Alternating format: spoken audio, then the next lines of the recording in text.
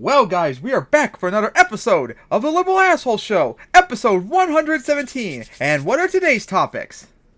Syrian civil war is back on. South Korean president tried to coup government. Australia bans social media for kids. Joe Rogan is a complete moron. Justin Trudeau does base policies. Base bombing to AOC-Trump voters. And Karen Kasparian's continued implosion. Yeah, oh boy, we got a lot of stuff to talk about. So what do we start with first?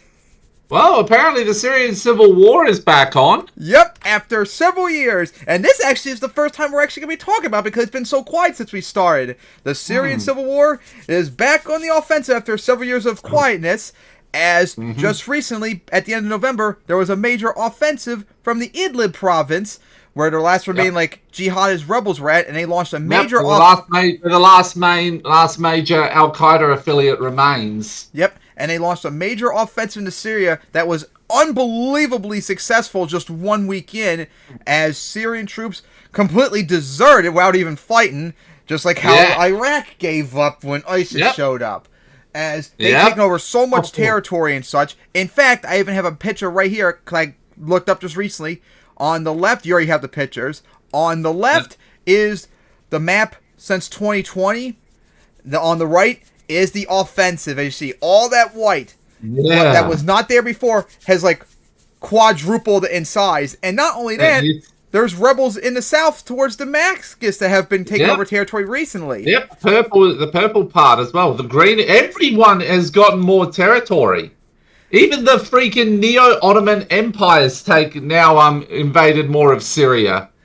Yep, so a complete implosion of the Assad government, and he's already fled to Syria multiple times and all that, as Damascus is getting close to being taken over by rebels in the south. And the jihadists in the Idlib area have already taken over like two major cities. Two of them, Aleppo, without no fighting whatsoever. Yeah. That was like with Mosul in Iraq in 2014 when the Islamic State just charged in. So, also remember that ISIS and Al-Qaeda have made comebacks, especially Al-Qaeda, in mainly northern and western Africa.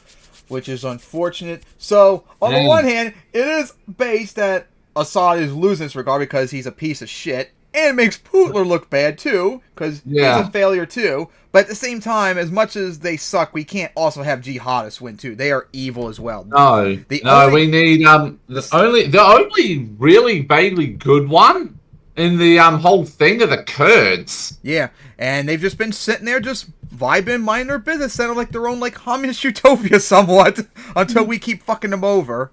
But this is they have pushed it. They have expanded a bit of their territory as well, though they have also lost a little bit to the Neo-Ottoman Empire. Yeah, they're the ones that really need to win, not Assad, not the jihadists and all that. So hopefully they all just kill each other and the Kurds just vibe, and hopefully some secular democratic Syrians take over and install a liberal democracy, hopefully. That's secular and such. But that's going to be very difficult. A big challenge. Yeah, that's going to be extremely difficult. That's not something that going to be easy because the Muslim world is not secular nor democratic or nor liberal. Nope. All right, so remember that fundamentalism of all religious stripes cannot be any of those things by default. So. Yep, so let's see Kyle's video on this. All right, guys, so the Syrian civil war is apparently back on and in full effect. So, for those of you who are wondering, like, why now? How could this happen? Why now? I thought that really died down. Well, the answer is actually pretty simple. So, allied with Syria, you have Iran, you have Hezbollah in Lebanon, and you have Russia. Those are all of them the last few months have been massively weakened, too. Hezbollah's been obliterated a lot recently. Like, all their leaders have been killed by Israel. You have Iran, which we never covered. I don't think we ever covered this. Israel did do a counterattack on them from their Iran's early attack in October. They did attack. Actually, now I remember. I think it was the day we did that day on October 25th when they did their counterattack. And from what I read, they really fucked up Iran like in the most covert ways possible. Like they've destroyed like a whole bunch of like their anti-air system. So if Israel did like an attack, they wouldn't be able to stop them. No, you won't hear it, but apparently that a metric and like thousands and thousands of people of our military personnel were injured as well. Yep, shows that Not killed, but injured. Like Maine. a lot of their stuff, a lot of their forces were hurt as well. Yep, shows that to all the dumb leftists that thought Iran was somehow strong in Israel. Whoops, looks like you're wrong on that one, pal.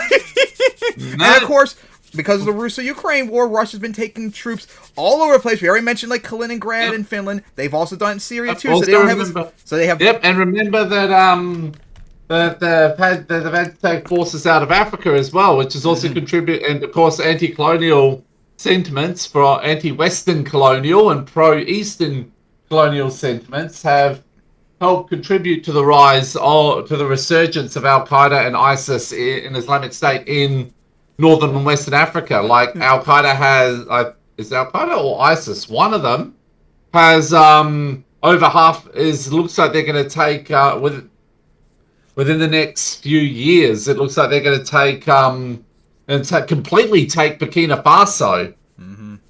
But all the forces that are pro-Assad have massively weakened, so it opened up an opening, like you always exploit in EU4 and Age of History free. Yes. And obviously, if you take a look at the situation, they're a little busy right now.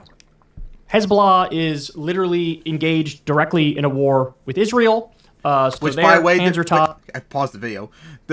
You said recently that there was a ceasefire between Hezbollah and Israel. Is that true? Yes. Yep. Now, it's shaky but holding. But of course, we know Israel will violate that eventually, as they always do. Yeah. But right now, there is a ceasefire between them. But yeah, like we said, Israel pretty much killed like all of their leaders, so they are devastated no matter what. They are like probably Iran almost unrecoverable. is on the brink of war with Israel. There's already been tit-for-tat strikes, and so they're probably prepping their defenses for a larger war with Israel. I mean, Kyle, they've already had like a lot of their anti-air force destroyed recently, so I don't really think they want a war pretty much with Israel. So I think they're being a little. Not. I think they also know that while Israel wouldn't use nuclear weapons on Palestine, they know that Israel will use nuclear weapons on Iran. It's Netanyahu that wants war. Iran does not. And we know Iran's not going to win. We know that there's at least there's 1 to 2 dozen, there's multiple politicians that have just said, fuck it, nuke Iran, bomb China, and start World War III. Israel, if indeed it comes. Because you know that, when they say from the river to the sea, Israel is all there'll be. You know that there are people in the government that means from the river on the border of Pakistan and India to the western end of the Mediterranean Sea. Now they won't do that. They will on Age of History 3 though. President of the US, and he's already that could be a challenge you could do. You should do on that. Actually, I'm starting a YouTube series on Age of History free coming soon. Can't wait to see that go up. Bombing the nuclear facilities in Iran. And so all the allies kind of have their hands tied. Russia is in Ukraine, and that's obviously a tremendous amount of money and resources and lives being spent there. So the Syrian rebels, who've been regrouping for about 4 years now, they see an opening. They're like, okay, well, if we go take some big Syrian cities that are held by the government, free move and took advantage. Who's going to come to their rescue? You know, they're depleted after the war, and of course, Assad held on to power, but certain regions of Syria are already gone, and so they see an opening here. So the other day, seemingly out of nowhere. Oh, this is hilarious too. You know who's been coping so hard about this besides dumb leftists online? All right, wingers. Good old Jackson Grifton Dinkelberg. He's been coping so hard the last week. It's hilarious. He has like a boner for Assad, for God's sake. Cope, mold, Steve, dilate, L plus ratio. And also considering that debate he had with fucking Vorsh, where he was like, the people could have just opened the windows, not realizing how how much heavier chlorine gas is than molecular oxygen and molecular nitrogen that makes up 98% of our atmosphere. It's amazing how he made Vosh rage quit that, remember? Oh, yes. And that debate made me unsubscribe from Vosh because I thought he was such a warmonger. Syrian rebels start Oh, taking more remember, cities. he's a CIA agent. Yep. So, of course he wants World War III. Of course he wants there to be literally no jobs in... I remember after that... Literally no jobs in America. You know that he wants every single international tradesman... Yeah. I remember that debate watched on Hinckelberg's channel. Vosh rage quit, went over to his channel immediately, and he started raging about how he wanted to destroy Assad and all that. It was hilarious. Ended up taking Aleppo. So let's watch this news report on it, and then we'll talk about it some more.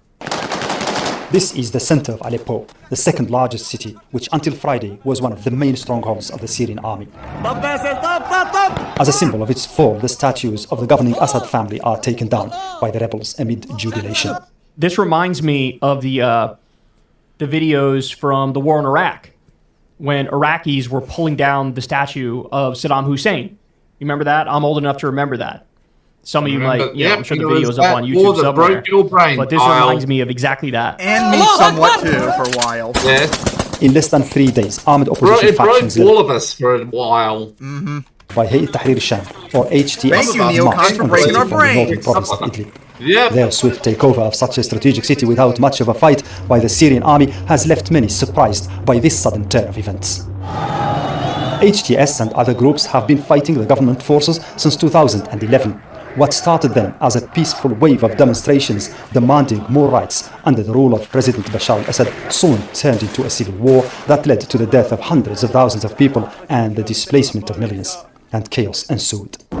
For 13 years, Russia and Iran provided weapons and personnel to defend the Assad government against ISIL targets in Syria. The US and its Western allies launched a separate campaign against Al-Qaeda and ISIL fighters who had managed to join the conflict. Israeli missiles and fighter jets pounded targets across the country for years, and ethnic communities such as the Kurds formed their own local militias to fight the army. Yeah, so it's actually kind of a complicated conflict because There's like 4 different sides, basically. Some of the initial rebels were part of what's called the Free Syrian Army, which is viewed as like Syrian the moderate Democratic rebel Army. forces in the region, where it's not people who are like Islamist extremists who are trying to take down Assad. It's more like regular Syrians who are trying to take down Assad. But the Free Syrian Army over time sort of got less and less powerful, and there were fewer and fewer of them, because typically in a war, the moderates are not going to be the ones to hang out to really fight till the last man. It's usually the extremists who are like, yeah, let's hang in this bitch and fight till the last man. And so Al-Nusra Front became, a big fighting force in this war. And Al-Nusra Front had direct ties to Al-Qaeda. Now, this new group is another a break off from Al-Qaeda. And they've tried to like rebrand and say, no, we're not extremists. We're actually really moderate, bro. But of course, the ideological ties are still there. But now, on top of that, you also have the Kurds. The Kurds are, or Rojava, however you say it, they're sort of like a secular, leftist, egalitarian. They're like group the most base that, Muslims outside of America. They're in Syria proper, but they've always kind of wanted their own state. And they view everyone Assad in the as region very wants to repressive. murder them because they're Kurds. And so there's all these different factions that are going at it. In fact, I'm going to show you a map in just a second. Syria turned into a battleground for influence with nearly 800 foreign military bases or posts scattered across its territory. For a while, the Syrian army, with the help of Iran, Russia and Hezbollah, managed to rout the opposition fighters out of most areas. But under an agreement negotiated by Russia and Turkey, most opposition fighters were forced into the northwestern province of Idlib, where they established a type of local self-rule. Yeah, so in other words, Idlib was held by the extremist rebels, the jihadist rebels. Why this offensive now, after years of relative calm? Some analysts believe the rebels might have sensed an opportunity in the current geopolitical situation, with most of Assad's allies mired in their own troubles. Hezbollah is still reeling under the setbacks it suffered in the face of an Israeli offensive in Lebanon. Iran might well be too busy preparing its own defenses in a potential conflict with Israel. And Russia is bogged down by the war with Ukraine. You also remember that it wouldn't just be Israel either. If Israel does declare war on Iran, the entire Gulf will declare war as well.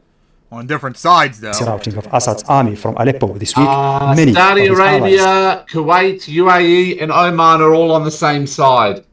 The UAE might be like, the viability we're of his government. we're like, going to declare, like, I can see maybe Qatar and the UAE being like, We're just going to pay both sides. Be neutral. Because that's how we make our money. Mohammed Val, Al Jazeera. And also, I forgot to mention Turkey's role in this. So Turkey has funded and armed a bunch of the Sunni rebels. And so they're kind of playing a role in it too. You mean the Neo-Ottoman Empire? And so this is a mess, bro. Erdogan. But so now, so this was the early reporting, and the Syrian rebels did take Aleppo. But and now they take you actually Hama did recently, have, and they're on the verge of some homes as Syria's well. allies come to their defense. Russian and Syrian jets intensify bombing of Syria's rebel-held northwest. Russian and Syrian jets struck the rebel-held city of Idlib, so that was like almost like the capital of the rebels in northern Syria on Sunday. Military sources said, as President Assad about to crush insurgents who had swept into the city of Aleppo. Residents said one attack on the second day of raids hit a crowded residential area in the center of Idlib. Also remember that there's that little territory bit between the Al-Qaeda affiliate and the Kurds that the Turks are like, that the Neo-Ottoman Empire is like, rebel enclave near the Turkish border, where around 4 million people live in makeshift tents and dwellings. At least 7 people were killed and dozens injured, according to rescuers at the scene. The Syrian army and its ally Russia say they target the hideouts of insurgent groups and deny attacking civilians. On Saturday, Russian and Syrian jets bombed other towns in Idlib province, which had fallen completely under rebel control in the boldest rebel assault for years in a civil war where front lines had largely been frozen since 2020. So it's been a while that the lines were frozen. So now let me show you the map here, because this helps you kind of put it into perspective. Okay, so the red in this map is Syrian government forces. So in other words, this is Assad-controlled territory. This is the Syrian government proper. This is what some people call territory held by the Arab Hitler. They hold quite a bit. Obviously, they have Damascus, which is super important.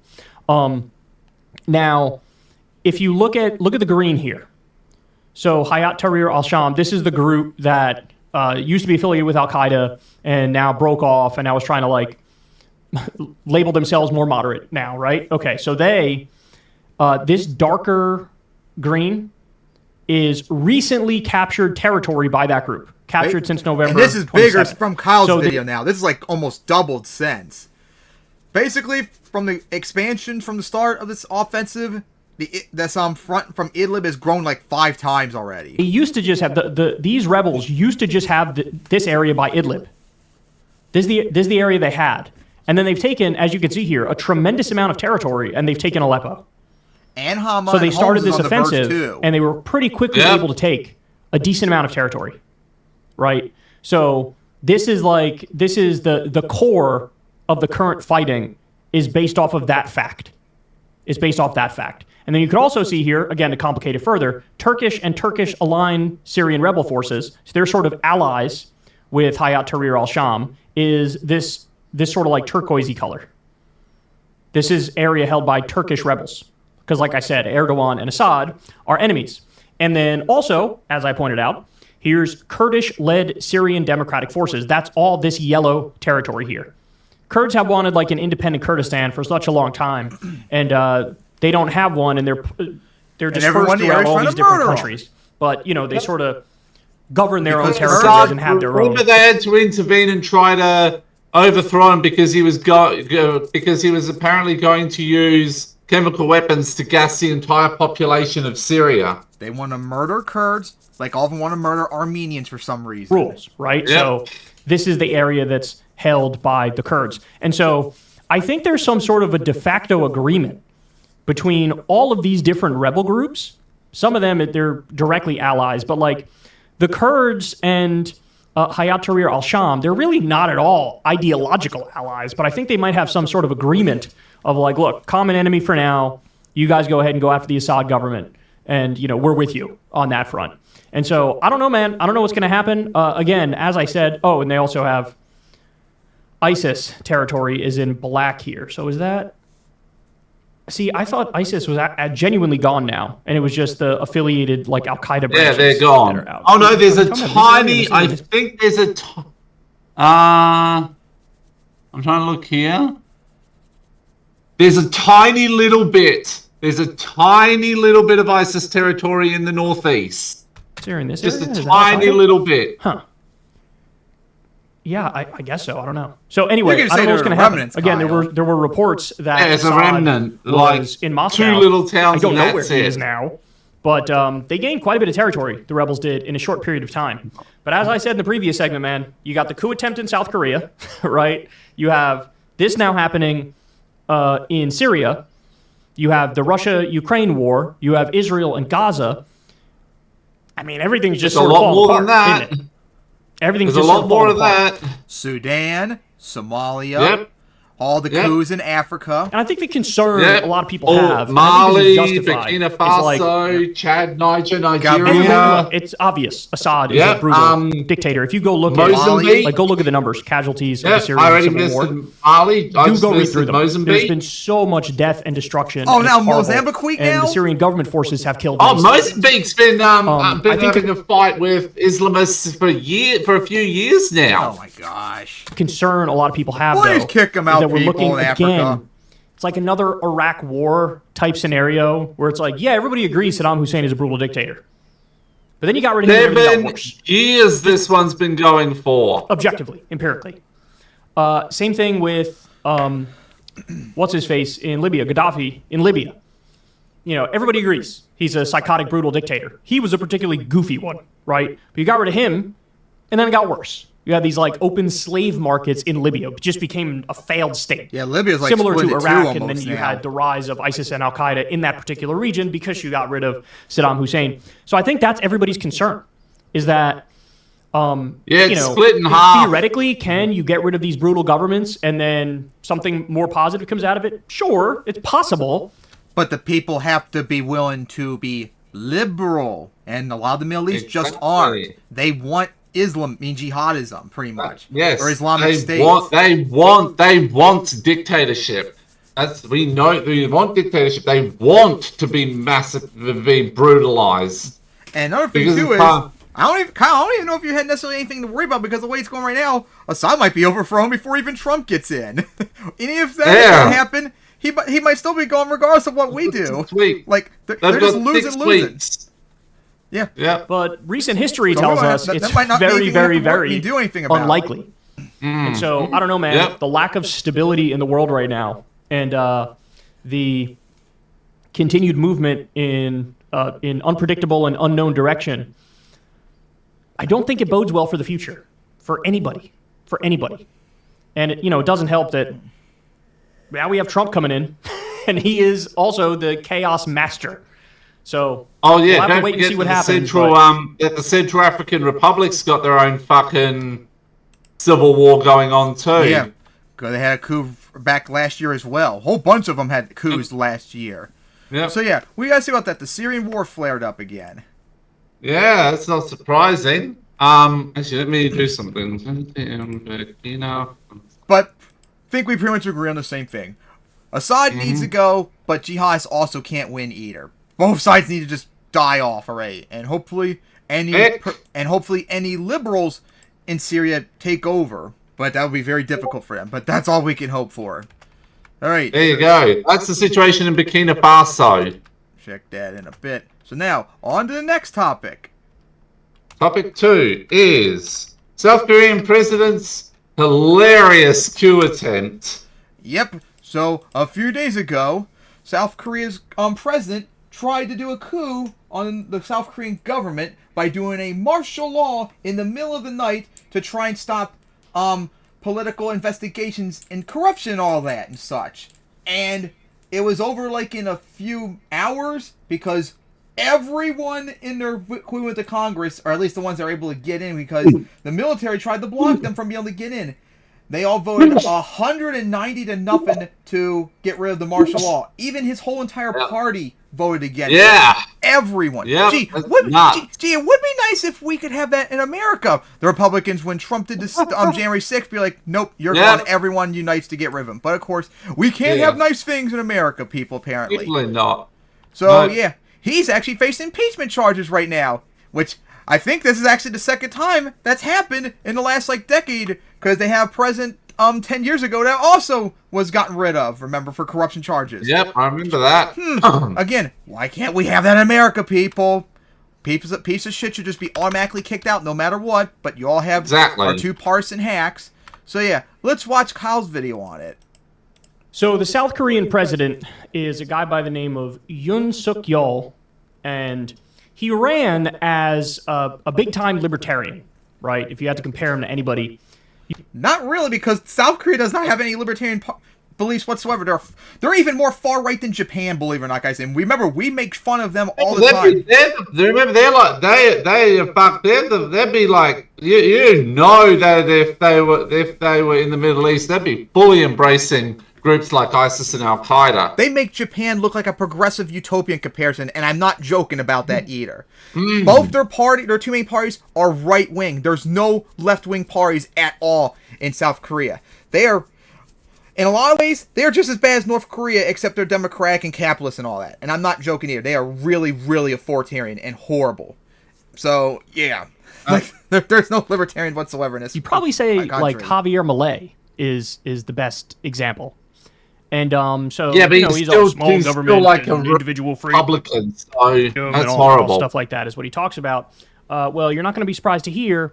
Turns out, he ain't no libertarian. He's an authoritarian. It's always the libertarians, man.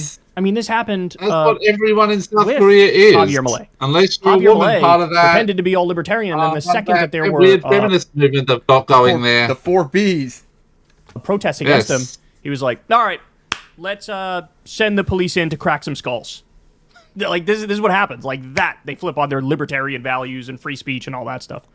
So, the South Korean president yesterday randomly interrupted regular TV programming to announce martial law. We're going to do some martial law. So we have a segment on here. Let's watch, and then we'll break it down for you. A Tuesday night in South Korea. The main television channel shows a popular chat show. The mood is as soft as the furnishings. Until the president breaks into the evening schedule and spoils it with a national schedule address that shocks the nation. 친애하는 국민 여러분.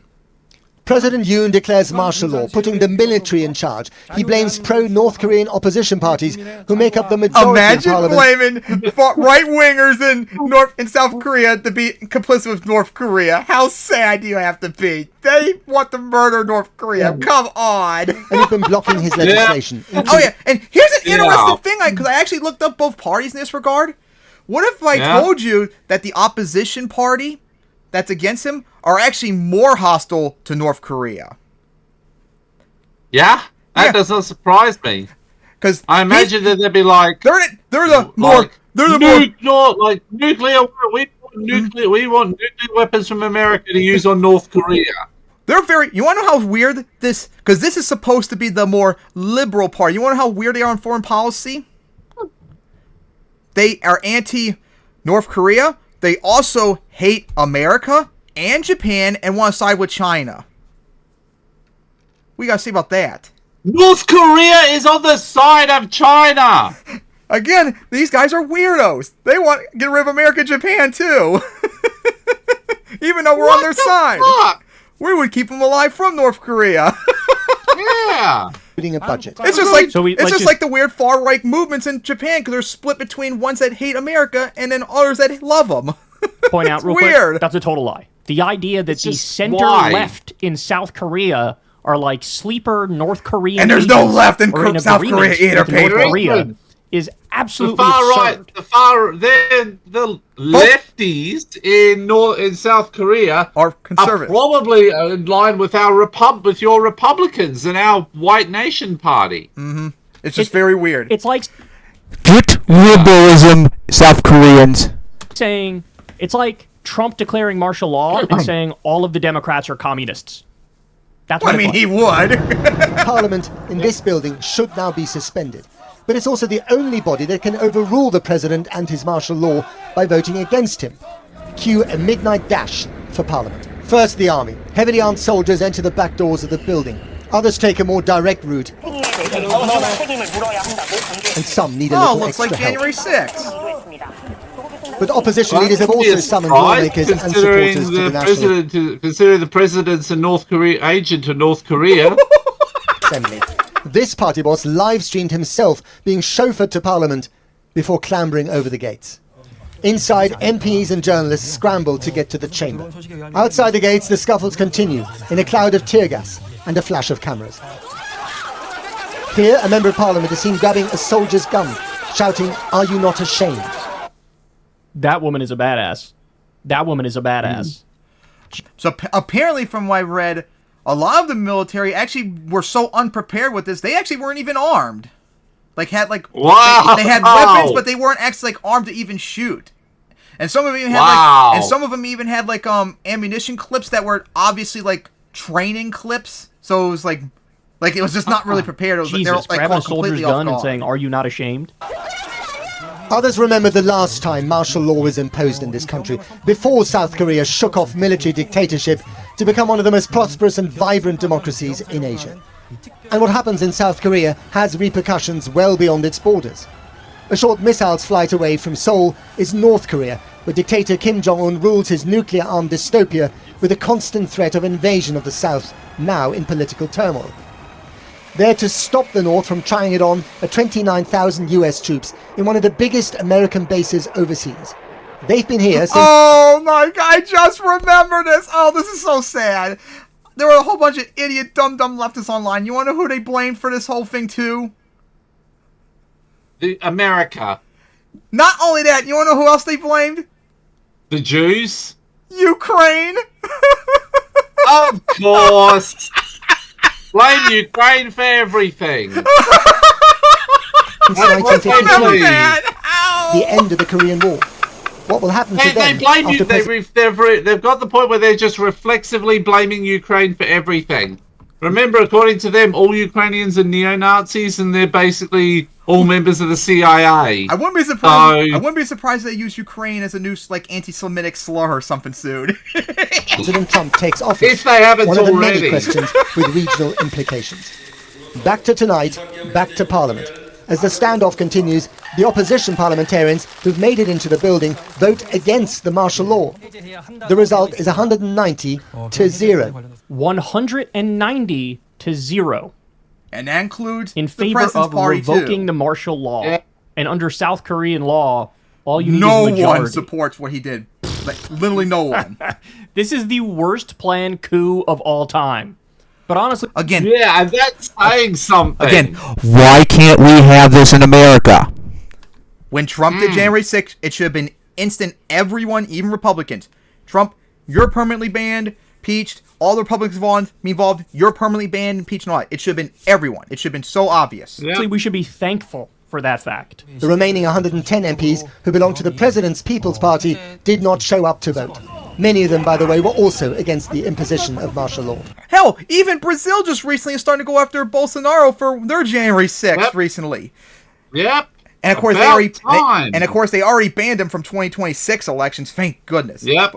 Why is it that South Korea and Brazil, countries that have only had like democracies for like the last 40 years or so, how come they're more willing to go after authoritarians than we are? Come on. Because your country You is didn't a even gather- is a failing shithole. That's why. I mean, look at Brazil and South Korea too. I know. Yeah, but it's not as bad as your country. Your country is literally falling apart. Because conservatives have to keep ruining everything. With the support of his own party. Yep. That's Before their he tried job, this. unfortunately.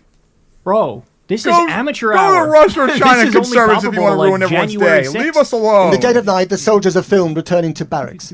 If the coup is indeed over, it lasted 2 hours and 48 minutes, half an hour longer than Parasite, Korea's Oscar-winning film, and almost as surreal. Bro, you know what it also reminds me of? I don't know how many of you guys remember this, but I want to say it was about a decade ago. There was a coup attempt of Erdogan in Turkey. I remember And that that in also 2016. failed miserably and like immediately. So it's kind of comparable to like January 6th here, or And there was also the a coup Turkish attempt. I don't think we ever attempt. covered. I think it was in Bolivia I mean, this several is- months ago. Remember? It was over like that. It was Really? over like that. in Bolivia. Remember there was a coup attempt like several months Yes, ago. yes, that one was initially somewhat successful, and then the people voted the original guy back in. Oh, look, I'm not even talking about the 2019 one. I'm talking about like a few months ago. There was another one. Oh yes, that one. Like a military yes, coup. that concern is, of course, yeah, is that Homie really fell going to go apart. silently into the night now? Is he really going to... okay, I guess. I guess my They attempt got at complete and total they're power they're failed. calling everything from his arrest to his extrajudicial murder. Gosh golly, I apologize. Let's go back to our normal schedule now. Like, is that what's gonna happen? I genuinely don't know. It's hard for me to wrap my mind around the idea that somebody can be crazy enough to attempt a coup, and then simply when Parliament is like, no. That reminds me. I'm just looking up right now. Guess what? Yeah. The impeachment of South Korea's president is today for you guys. December 7th. Well, I wonder because it's right. I think it's like 7th, 8th will be the arrest, and then next year sometime will be his execution. It'll be his public execution for treason, and they'll also probably be like, yeah, he's an agent of North Korea, so we're gonna publicly execute him in the streets. It's early morning in South Korea right now, so maybe the impeachment will be done by the time we're done with the episode. Right. Okay. That'd be funny. I think it'd be as funny as when Jackson Dinkelberg. I think he was like, no, it's over when I say it's over. Oh yeah. It's 7:27 a.m. in South Korea. They're an hour and a half behind Australia. So I'm looking up a Poland. Almost 74% of South Koreans support the impeachment. But then, like, again, soon thereafter, like a few hours later, he was like, all right, I'm lifting the martial law. Bruh. What are we talking about here? And then the other question is, how can Homie just remain in power after that? Like, you attempted... Well, he is being remain alive! Like, how can he remain alive we're just after you go that? back to running the country? South Korea's By like. the way, this guy, he struggled to get his legislative agenda passed because it's really, really extreme. So that ticked him off. And then the other thing is, his wife is involved in a massive corruption scandal. So, I mean, again, we've seen... What a surprise! Just like two presidents beforehand also had corruption charges and she was kicked out. And of course, there's also another problem because the South Korea's Congress pretty much is like the opposition party. Like, they won a massive landslide in April, so he can't do anything he wants because they oppose everything he does, and that's another reason why he tried to get rid of him. Like, think of Netanyahu trying to destroy the Supreme Court in Israel. He's involved in a corruption scandal. October 7th happens, and then boom, he becomes a wartime president, and it's all about, like, nope, now I get total and complete power, and everybody can shut the hell up. And he has an incentive to keep the war going so that it doesn't end, and then his ass isn't kicked out of power and potentially, found guilty on the corruption charges, etc. So, but look, the main takeaway here is, man, it really does feel like the end of liberal democracy, like an era is coming to an end. It really does feel like that. I mean, he wasn't even a liberal, so I don't even know if I would even compare it to through the that. system. Take, for example, Brexit. That was a huge deal. Or Trump's victory in 2016. That was a huge deal. And now Trump getting elected again, and this is after trying to overturn the results of the 2020 election.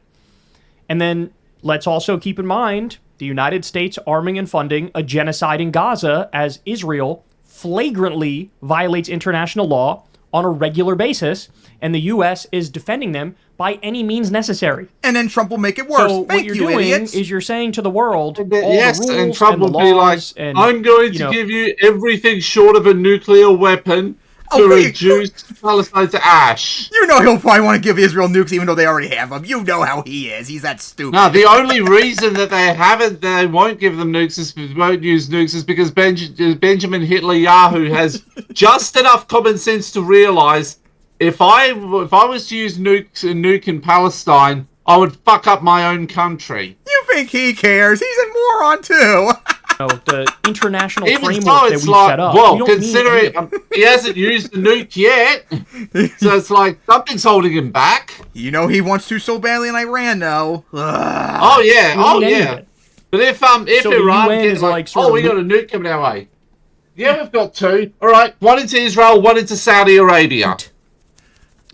And in liberal Because you know that if Iran's like, if we go down, we're going to take as clear many of you with us as in we favor can. of ending liberal And the democracy, big first two would be Israel and Saudi Arabia.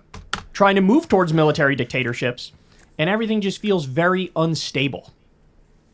And it's also I don't wild to know me how how we get the countries that train look like back on the they're tracks. not I do not know stable, how we get the train back like on the Brazil and tracks. South Korea, Because it are feels able like to we're just going get to rid of them continue to just have like that. a tumultuous Yet situation, we can't especially in the do United that. States, because people keep voting for change. We're in better shape.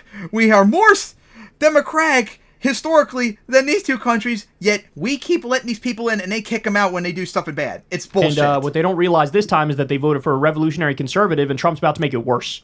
Trump's about to make the income and wealth. That's why you don't ever vote for Republicans and conservatives ever. And also take this message, South Korea, like I said on Reddit recently. Don't ever vote for conservatives ever again. Get a progressive party immediately. Health inequality Exactly. worse, which is only going to exacerbate You too, the Japan. problems and make people lose their minds more and more. Be base progressives like And Taiwan. so you have this going on. We're going to do a segment in a second about Syria, what's going on over there. That, war has erupted again. You have Russia and Ukraine. It's kind of ironic that Biden ran on, like, I'm the norms man and I'll make sure everything runs steady and smoothly. And now it's just absolute fucking chaos. Well, And that's you're not gonna get his the fault. least all those level-headed stuff, man though. on the planet. Oh, no, Trump, it's to come in now. You can think a lot. You can thank frickin' Russia and China for a lot of Hamas. ways for that. And Hamas too. Yep. Oh, and what's he going to And do? Hezbollah, That's supposed to get the train and back on. all And track. Israel basically too, just somewhat. all- I mean, we Yeah, are hanging Israel, on to the post Saudi Arabia to a degree as well. world order Us by to some a single extent. thread. That's what it feels like. Of And course. it is uncertain times, man. It Of is course, uncertain America's times. involved Never in everything, would I have guessed. remember? Somebody was saying this on Twitter. Like, I did not expect to wake And then up when we're today involved in the good to an things, alert on my Republicans phone try to stop that there's a us. coup attempt in South Korea. Of course. That was not on my bingo card, bro. That was not on my bingo card. So, for now, they were able to end it, but... Oh, and I also should say, Homie's approval rating is now 26%. It was already really bad, but it plummeted even more. And so I just hope that perhaps in the South Korea is like one of those countries that always has their presidents always have that low approval rating, like everywhere. Like Japan has the same problem, Italy, UK, France, all of them have like presidents and leaders that are in terrible polls, even worse than Trump somehow. Like how hard is it to get a person that you all like? It shouldn't be that hard. You're more democratic in this regard than we are. Korean system. The leaders are I wonder how the leaders are more responsive to the Albo's public doing down there in than here approval in the rating. US, You know? where you there? I'm looking at it. How recent's this? Because he has been prime minister almost as long as South Korea's presence. So I'm quite curious. Yep. 45%. I mean, compared to other people, that's pretty good. Both parties I put a say middle it's who finger up would to make us the to better one extent PM. or another. Albo's Obviously, the Republicans are 45, worse. Dutton's 41. Well, what do you think?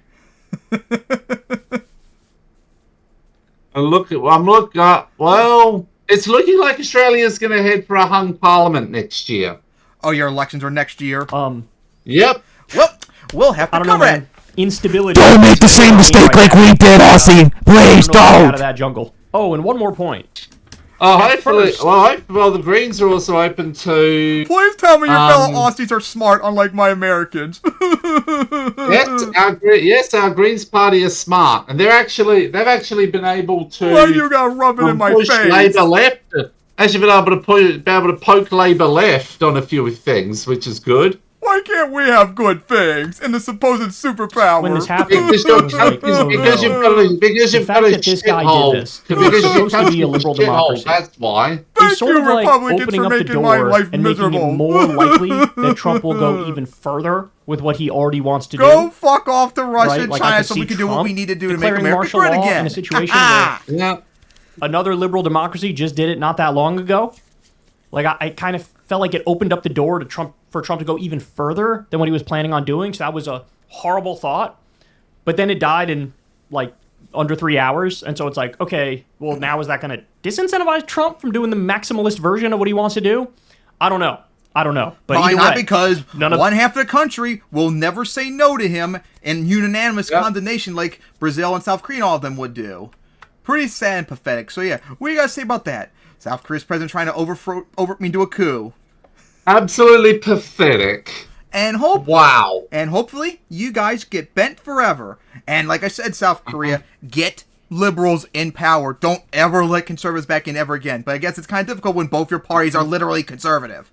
Oh my god. Yep. All right. So now I guess on to the next topic, which is your neck of the woods. I'm surprised you didn't even bring this up. I saw this earlier. Australia bans social media for kids. So well, I knew it would come. I only didn't because I knew it would come up.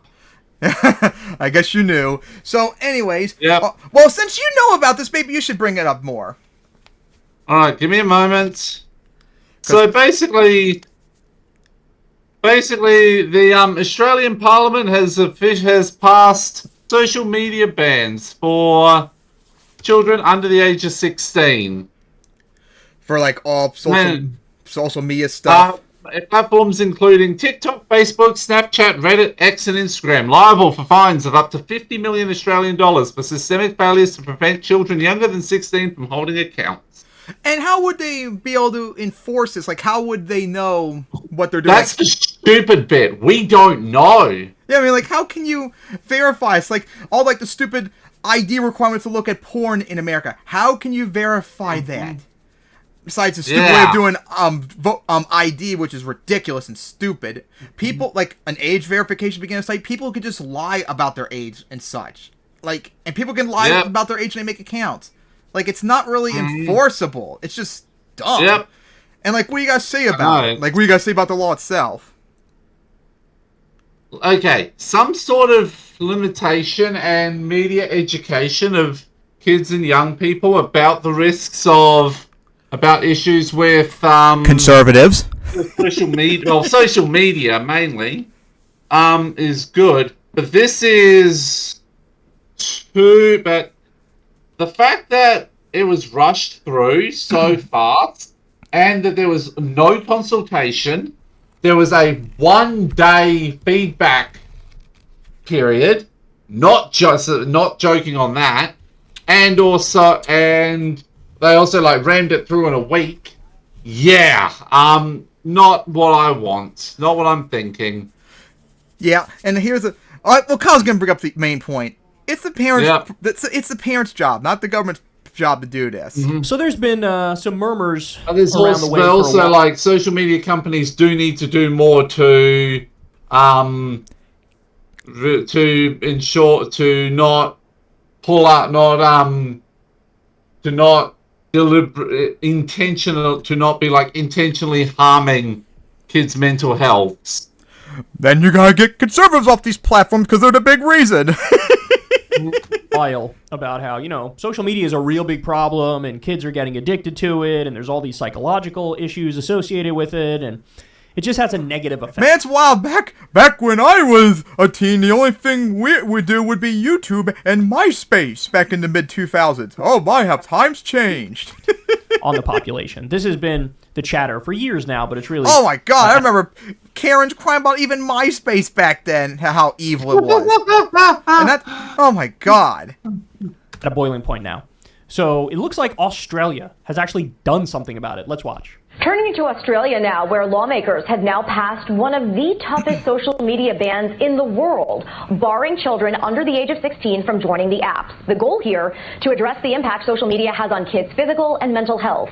NBC's Liz Kreutz has more. It's passed resolved in the affirmative. Australia taking an unprecedented step, becoming the first country in the world to ban the use of social media apps for anyone under the age of 16. That's pretty huge. The landmark law, which overwhelmingly passed with bipartisan support, drawing immediate reaction globally on the very apps expected to be the target of it, including TikTok, Facebook, Instagram, Snapchat, and X. So, by the way, I should point out, remember, Congress passed a ban of TikTok, or like forced sales or whatever, and that was going to go into effect. But remember, Trump took a lot of money from the person that owns Trump flipped on this TikTok, issue, guys. He's going to reverse it. Yes, he flipped. So it was supposed to go into Which, effect. on the one hand, I'm glad because TikTok should not be banned, but Trump, you're once again, you're showing that you're a corrupt piece of shit. You only change your mind because you're paid to change your mind instead of just genuinely thinking it's wrong to ban, like we did from the very start. January, Trump will be in there in late January. He's just going to reverse it, right? So now, to be fair, I didn't really agree with the banning of TikTok anyway, right?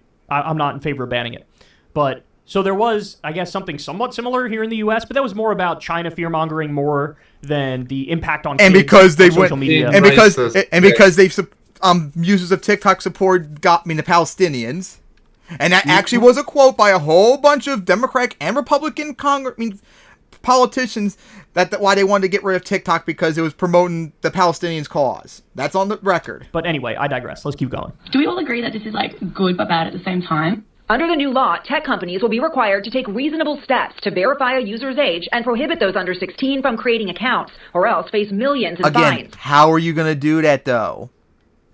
Does it even say in the bill when you read it up? Nope. Again, how are you going to do that?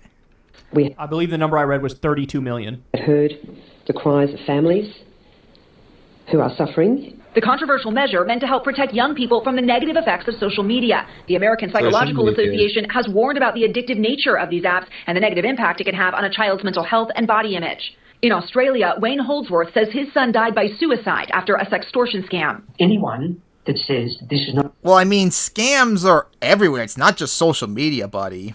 ...not a good idea, has not lived through my life. But the law is facing fierce opposition, including from the big tech companies and Elon Musk, who wrote on X, seems like a backdoor way to control access to the internet by all Australians. All of a sudden, elongated Musgrave might have a point for once. Like will be enforced. It will only create a generation of young people who will be more technologically literate in bypassing these walls. Our thanks to Liz Kreutz for that report. I feel like some of the arguments about, hey, this is actually not good for kids, and there are a lot of downsides, and these kids get addicted, and there's all these problems. I feel like some of those arguments are true. I do. I feel like, now, having kids now, I can see, okay, that thing doesn't look particularly healthy. And I see some bad behavioral stuff around this, and I see some addictive tendencies in some areas with the internet in general. And so, I get it.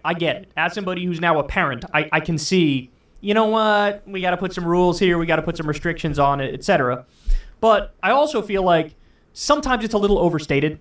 Like, nobody will ever give you anything positive about social media. And despite all of my critiques, and I have many, it's also undeniable that, you can find, if you have some weird hobby or whatever, you can find community there where perhaps you wouldn't be able to find community otherwise. Discord. Discord is the big one. If it weren't for social media, we wouldn't know each other. Like, you can find community when we made fun of Sahil when he did that terrible video on Sargon, remember? There are definitely upsides. That one time where Sargon was right. But the more important point is this, in my opinion. Yeah. Any way you and I had to tell you about it, and then you made your video responding to the Sahil. So, for example, if they were to do this, let's say they do this in the U.S. You got to be over 16. It's like, okay, well then, what steps does the company have to take? The company has to what? What do they have to do? Like, what are they supposed to do? You need to answer that. Mandate you send them your driver's license when you turn 16, so they can say, okay, you're 16. Like and they'll states allow are trying to do like, with porn sites, which is stupid. Nobody wants more fucking hurdles and more obnoxious shit in the way of doing what we want to do. Like, no, fuck that. It reminds me of what they're doing with porn websites. How a bunch of states now have said, we need age restrictions, therefore, if you want to jack off, you must send your ID to us. It's like, look, nobody's in favor of young kids having access to pornography, but also nobody should be in favor of the government knowing what you fucking jack off to, right? So, of course, I don't trust conservatives. They're going to try and use it to ban anime, manga, and video games on it because they hate all those things. Parent it. Mm-hmm. Do it. Right? That's how I feel about this. It's like, all right, if you see problems with social media, you think your kid can't handle it, you think it's addictive, you think it's having negative impacts, great. Parent. Do your job. Take the do your job. Ban the app. Yep, do whatever. Help. But I don't know, getting the government involved. I mean, like us, God. Like after when we covered those vile pieces of shit that advocate raping women on Twitter after Trump won, even us we had to have like a little bit like a 180 on. Remember? Yeah. Like I definitely. I've said my issue is my big issue with it is how rushed it was. Mm-hmm. That's my big problem with it. I mean, like, what would we do if we were parents?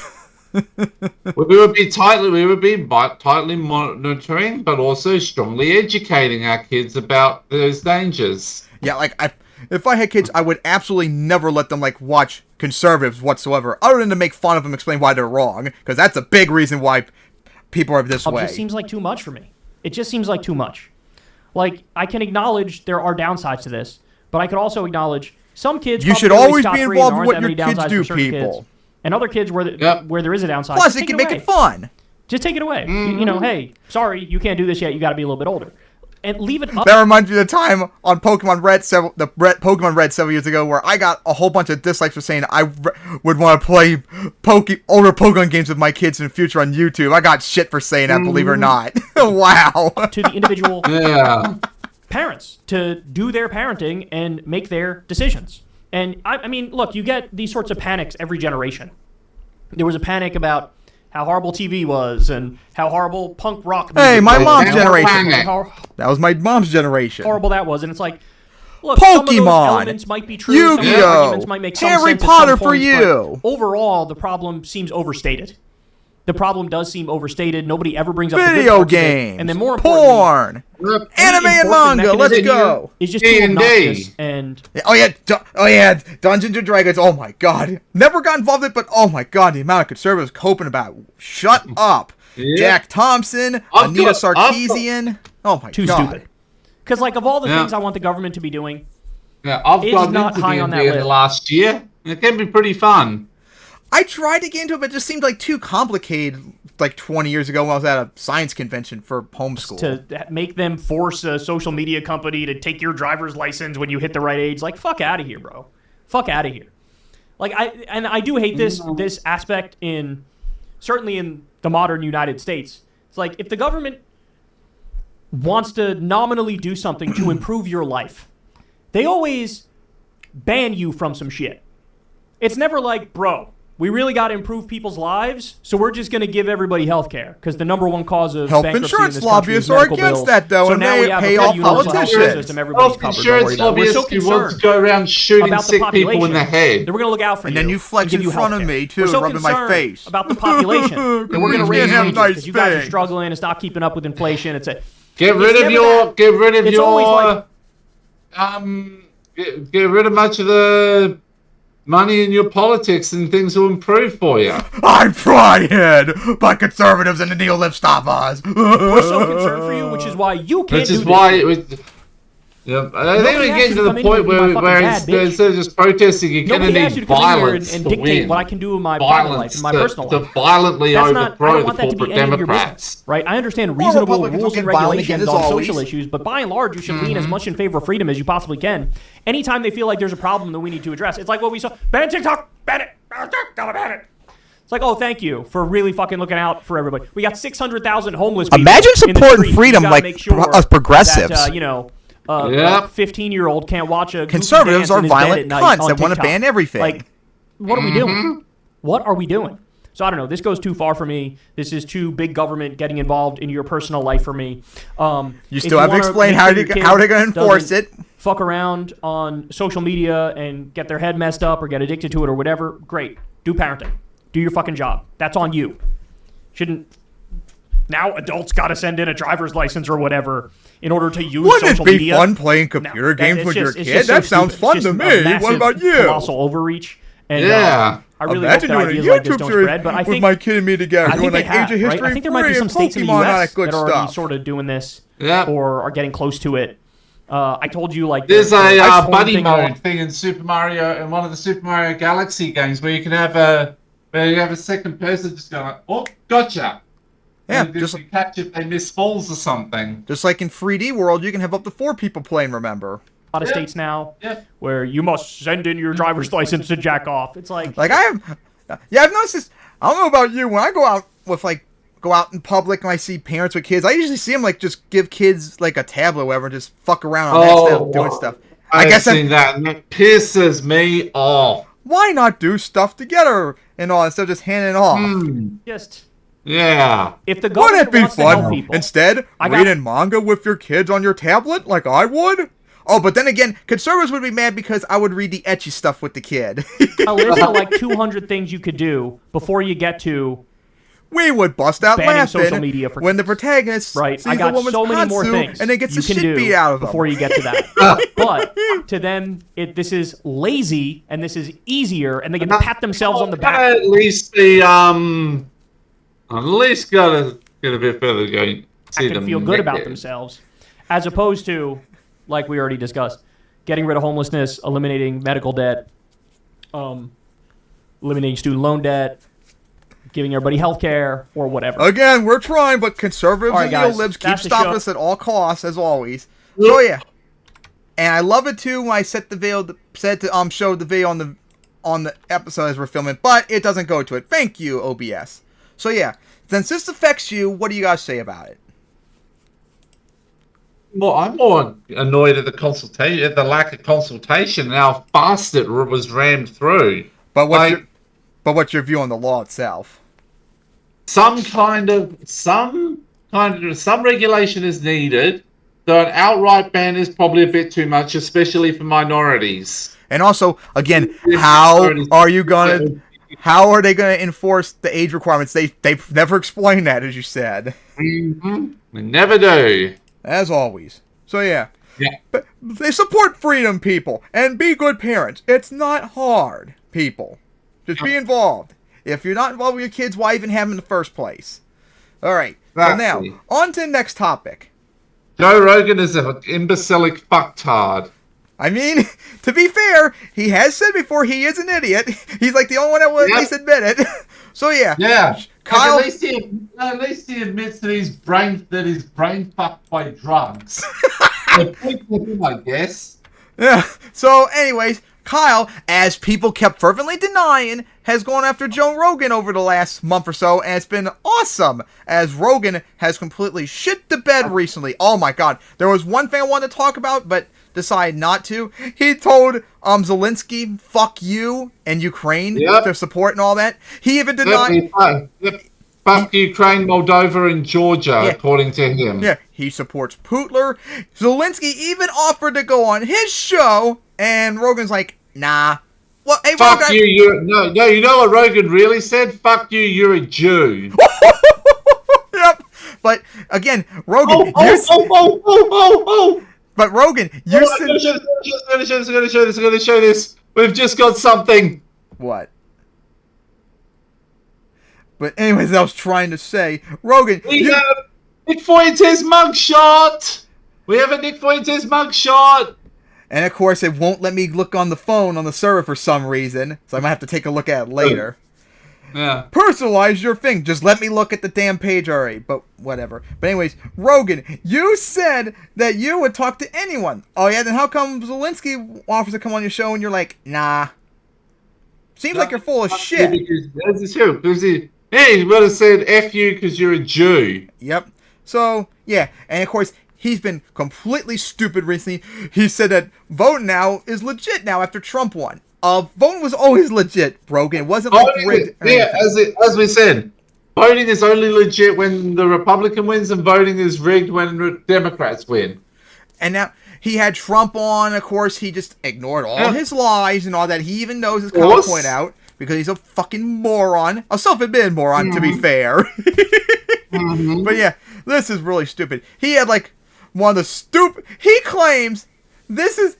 Kyle did a video here where he covered Rogan saying the real reason why he actually went full MAGA. And it's like, honestly, probably one of the stupidest reasons, even for like a Trumpster. Like, I could think of other arguments that are better than this. This is like stupid. So let's watch this stupid. All right, guys, welcome to the show.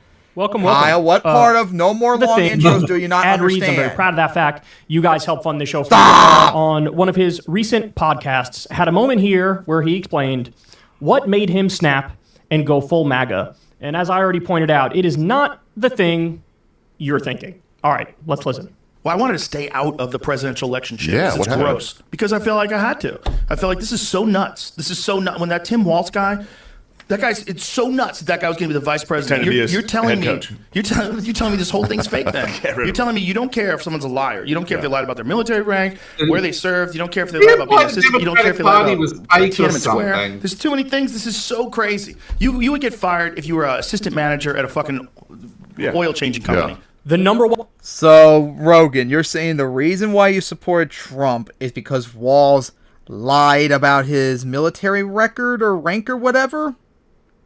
Really? Really? I could think of better arguments I hear Trumpsters do than this. Like, really? Because he's a liar? Trump is a liar. One reason why he flipped and went full MAGA. Again, this is why I'm saying Tim Walz. he's a complete moron, like Trump. And he says because Tim Walz is such a horrible liar. My brother in Christ, you endorsed Donald Trump, who literally told, I believe the exact number is 30,573 lies. He lies multiple times a day. There's a big Washington Post analysis done. He probably lies about shitting every day, now, too. Let me be extra kind here, because I know he lies about Washington Post is basically fake news at this point. New York Times is basically fake news. They're all fake news. Okay, let's be kind and cut that number in half. Let's cut it in more than half. Let's say he just told 15,000 lies, and the other lies are all ones that, you know, it was a gray area, and they said it was a lie, but it couldn't be interpreted as not a lie or whatever. Okay, let's grant all that. 15,000 lies in 4 years, which likely makes him the most prolific liar ever in modern American politics. By the way, Trump lied directly to Joe's face, and Joe knew it, and he didn't care. He didn't care. Of course he doesn't. He said to Joe's face, you know, when my because rally he's a crowd would moron, say, like the orangutan. Lock her up, Because lock her up, talking about Hillary. I said, whoa, hold on now. I said, whoa, hold The only on. thing I can say is at least he admits So he it. pretended like lock her up wasn't one of his campaign slogans and wasn't something he... Yeah, Rogan, Trump did say lock her up. Like, come on, like, we know, don't deny it. it. A lot of time, many on a regular times. basis. We've showed the compilations. Slogans. On this channel, we showed you the compilations of Trump repeatedly saying lock her up, talking about Hillary Clinton. You think Rogan doesn't know that Trump said lock her up? He knows that.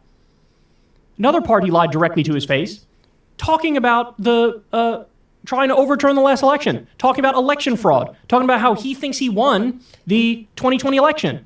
And Rogan said, let me ask you about that. And by the way, I'm going to give you space. Nobody lets you finish talking on this, so I'm going to back up and let you and give you the floor so that you can, make your whole case. And of course, he made the dumbest fucking case imaginable. Of course, it was a lie that he won the 2020. Are you kidding me? They literally did an audit in the state of Arizona, and Biden won by more than what we thought he won by on election day. Every one of their cases crumbled. There was over 60 cases. Most of them didn't even have standing because it was so preposterous and so absurd. When Rudy Giuliani got in front of a judge to try to make the case the election was fraudulent, he literally said, we're not alleging fraud, because he knows they can't do it. The 2000 Mules documentary, which was the Dinesh D'Souza attempt to prove that the 2020 election was stolen, Dinesh D'Souza just had to come out and issue an apology and admit that his whole thing was fucking bullshit. This just happened the other day. Now, is Joe going to talk about this at any extended length? Remember when he came out after the election when Trump won and he was like, oh, it turns out voting works. Yeah, you don't say. So you're admitting Trump lied to your face, and that didn't change your view of him and your estimation of him. That didn't change your endorsement of him. Look, can we be honest here? The fact is, when Trump lies, he's a bull in a china shop. He doesn't stop. He will double down, he will triple down, he will quadruple down. Because he's a moron. And that makes it so a lot of people, like Joe Rogan, the vibe they get from Trump... I don't give a shit about vibes, you idiots. Care about the policies. Trump's policies suck. So you never vote for him because of that alone. He must mean it. He must think he's right because he's so aggressive and he's so obnoxious. He's a moron. And he's so sure of himself. So in other words, I can't wait when Trump's back in and we're going to laugh at all the mumbling and bumbling stupid shit he says. Oh, absolutely. That's going to be fun. That is going to be absolutely hilarious. He is brain dead like Biden. There's also going to be... Yeah, there's actually a genuine question mark over whether Trump will make the end of his term, or whether he'll die in office. Yeah, because he is brain dead like Biden. You fucking morons. He's an idiot. But Tim Walz, since Tim Walz is a bad liar, it's like, oh, well, I'm just going to label him as that and move on. I mean, this is astonishing stuff, man. This is truly, truly astonishing stuff. The neocon thing, right? Joe asked him, hey, did you make some mistakes in your first term by maybe picking the neocons when you shouldn't have? And Trump was basically like, yeah, maybe, yeah, kind of. Then he went on within a month. He went on to pick 7 new neocons. So it was another lie to your face. If it was a mistake. You know what's the funny thing, Kyle? In terms of that regard, depending on who it is, it might actually be better he picked those neocons instead of his MAGA freaks, if you think about it. Yeah. In a lot of ways, they might be better. Like Sebastian Gorka might be part of his administration, if you heard that. Yeah. He sucks, but you know what? One thing he's absolutely based on that triggers Republicans, he's fervently pro-Ukraine like we are. So he might actually, hopefully, flip Trump in that regard, because he's like the most fervent pro-Ukraine Republican I've ever seen. Whereas want to pick more. And a lot of neocons are more like institutionalists. Like, they might not go along with him trying to overthrow the government, potentially. So, in some regards, the neocons being put in power might actually be better, potentially, if you think about it, Kyle. Trump, why'd you do that? Again, because Joe he's a totally liar, and he's a moron! Hey, wow, look, he's picking neocons again. That seems bad. Because Trump's an idiot, like you, Rogan. Didn't do it. And by the way, even the fucking lies he directly points to about Tim Walz, this is way, way overstated. Oh, he lied about his rank. No, he didn't. He got the promotion, and then he said, you know what, I'm gonna back out here. But the only reason he didn't achieve that rank officially is because he didn't fill out some fucking paperwork. On the Tiananmen Square thing, like, he was there like a couple weeks before or a month before, or it was like a couple weeks after or a month after. He was there right around the time when there were pro-democracy protests going on, but he wasn't there specifically for the event at Tiananmen Square. The idea that this is like a deal breaker, and then by the way, in the debate, he was asked about this, Tim Walz, and his answer was bad. You could tell he's a horrible liar. He's not used to lying. He's not comfortable when he does it.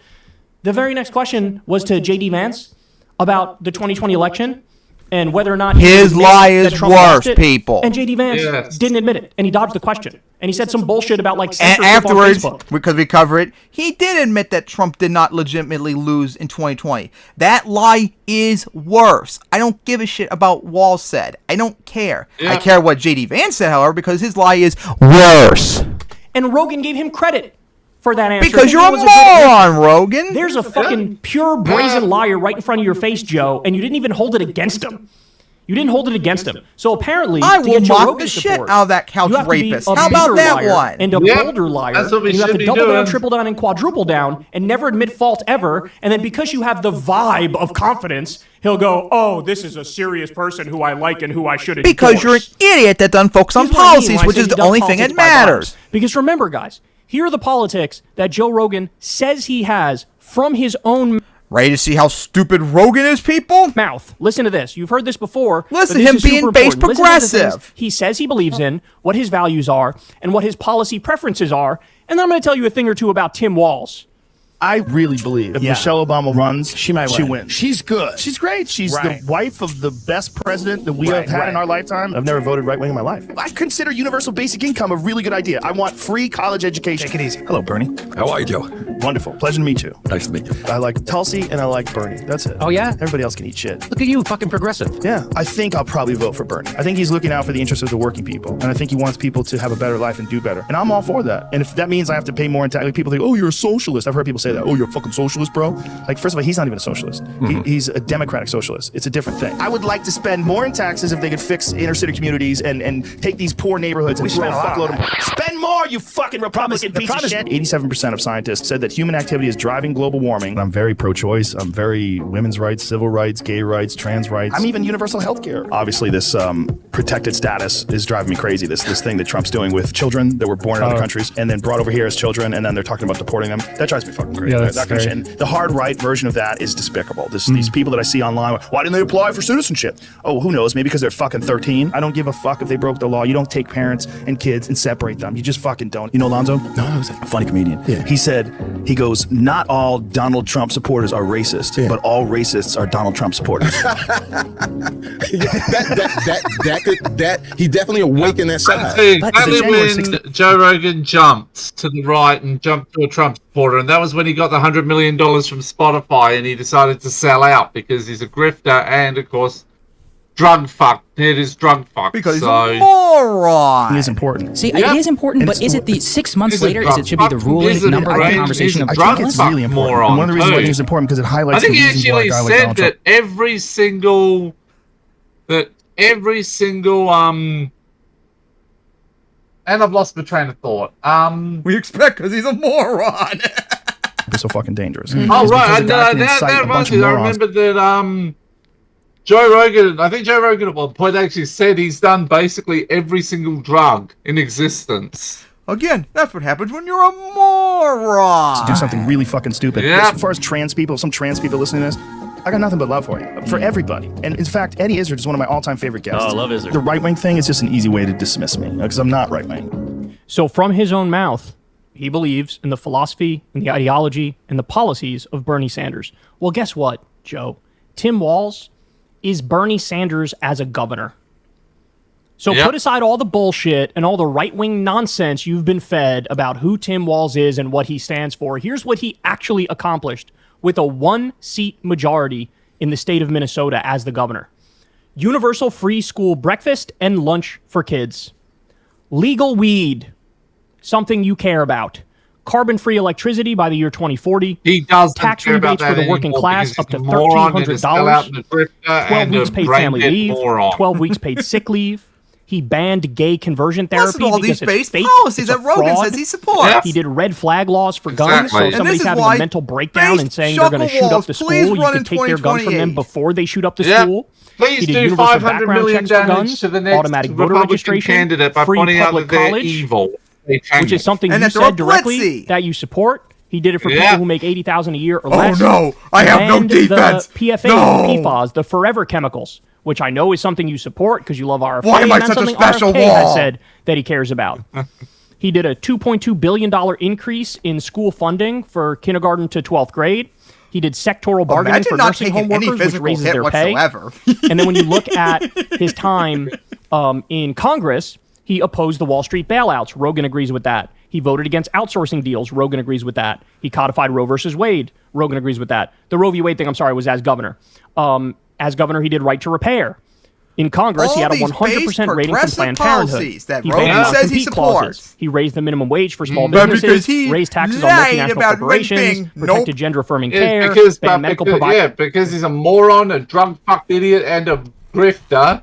He has to be like, oh, I'm a Trump supporter, and I support everything he does because I'm evil. And you're a moron. From withholding care over debt, Yeah. protected And you construction change workers your from views wage depending on theft. who you have on too, He had a remember. massive Minnesota infrastructure bill. Yes, he He does. opposed the Iraq War. He fought neocons doesn't like twice when they tried to liberals bomb on Syria. anymore. And he opposed sending weapons to Saudi Arabia. This guy's record is as close to Bernie Sanders as any other politician in the country is going to get. Which and is he why actually I'm on the did a Walls lot of those train. things directly in For Minnesota. He 500 got them million through damage. with a 1-seat majority. Yep. So you, according to your own words, you should love Tim Walz. Now, why does he I actually do. not love Tim Walz? Because he's Why does a he actually not love Tim Walz? grifter and Because a we already established it's sellout, not and the he's been lie paid by thing. Spotify $100 Because million Trump told to a be a gazillion more psyop. lies and way worse lies and never admitted it, doubled down. He's been a joke on that front. J.D. Vance, same goddamn thing. So it's not the lies. So what is it? I'll tell you what it is. Rogan is in the right-wing ecosystem. Rogan heard the arguments about, oh, Tim Walz put tampons in the boys' bathrooms. That is a complete and utter lie. And who cares if it even is true? Who cares if tampons are put in men's bathroom? Who cares? Big deal. Because they want to be a good boyfriend if their girlfriend suddenly catches their period starts and they're caught short. Or, All right, here you go. or remember too, trans haven't transitioned yet. Yes. Again, big deal if tampons are in the men's bathroom. I don't care. Neither should you, you transphobic cunts. That is total bullshit. That is not at all what that policy said. It's nonsense. But he believed it. Also, he believed the lie that, Tim Walz was locking people up for violating COVID rules is the other thing that the right was running with. Yeah, I'm It's sure like, that's you have a complete hotline to bullshit. snitch on your neighbors. Yeah. Okay. Oh, I know what that came is. of that? What came of that? Nothing. Nobody got locked up because they were Because conservatives going around lied throughout COVID. rules. They This is denied utter anything nonsense. And existed. by the way, or if they COVID's do such a acknowledge it, they wanted to use it to be racist against Asians. big thing Of for course. Rogan. Who Because gets they the want World vaccine? War Who III did with Operation China. Warp Speed? And they the guy wanna you murder endorsed, Asians. Donald Trump. Who Yeah. presided And they want to rape the women Murder- and then murder murder- them. Donald Trump. I was just about to say Castigated that. and berated the governor of Georgia Especially when the governor, Japanese. Republican governor of Georgia wanted to open Yep. up his state early on during COVID. Trump said, don't you dare open it up. You better stay locked down. So in other words, the shit he says makes absolutely no sense. And if you think Tim Walz is a bigger liar than Donald Trump, You're a moron if you have think the that. IQ of a mosquito. You do. I will call you a retard to The your reality is, face. At the end of the day, he's in that Exactly. right wing. Because you're retarded. And you're a moron. and an vibes based. idiot. And so he likes Trump's vibes. And he just does. Right? And stupid and a grifter and a sellout. Policies first, foremost. How about that? Exactly. Fuck the vibes. I don't care. Now he's buddy-buddy with Trump. He's buddy-buddy with Don Jr. in the same podcast. They giggle about Don Jr. like my tweet. You know what vibes I get from Trump? I see a fucking moron who sounds like a blithering retard like Biden did. Yep. No different. With terrible policies too. He's stupid. How's that make you feel, triggered cunts? Yeah. This is embarrassing. This is absolutely embarrassing shit. But again, I'm not surprised because ironic, he's a isn't self-admitted it, that moron. The reason why. That's like the only thing we can say about excited. That's like the only thing we can say about him compared to other idiots. He at least admits he's an idiot. I did. About the Kamala campaign, namely picking Tim Walz, is the reason why. He was like, no, usual. I'm going to endorse Trump. If you're gonna get shit-faced, instead of drugs, how about video games and manga and anime? That's the good stuff. And who do you think has more knowledge about Tim Walz? Who do you think knows the policies and the reality of Tim Walz? Well, I just told you. I don't think they're going to be happy with what I have in my hand. You want to have in my hand? How Do We Relationship Volume 2. You know what that series is? You there? Yeah, I'm here. How long is that? I have at least 7 volumes from the library right now because I read Volume 1 several months ago. But you know what? You know what the series is? What? A gay women's relationship.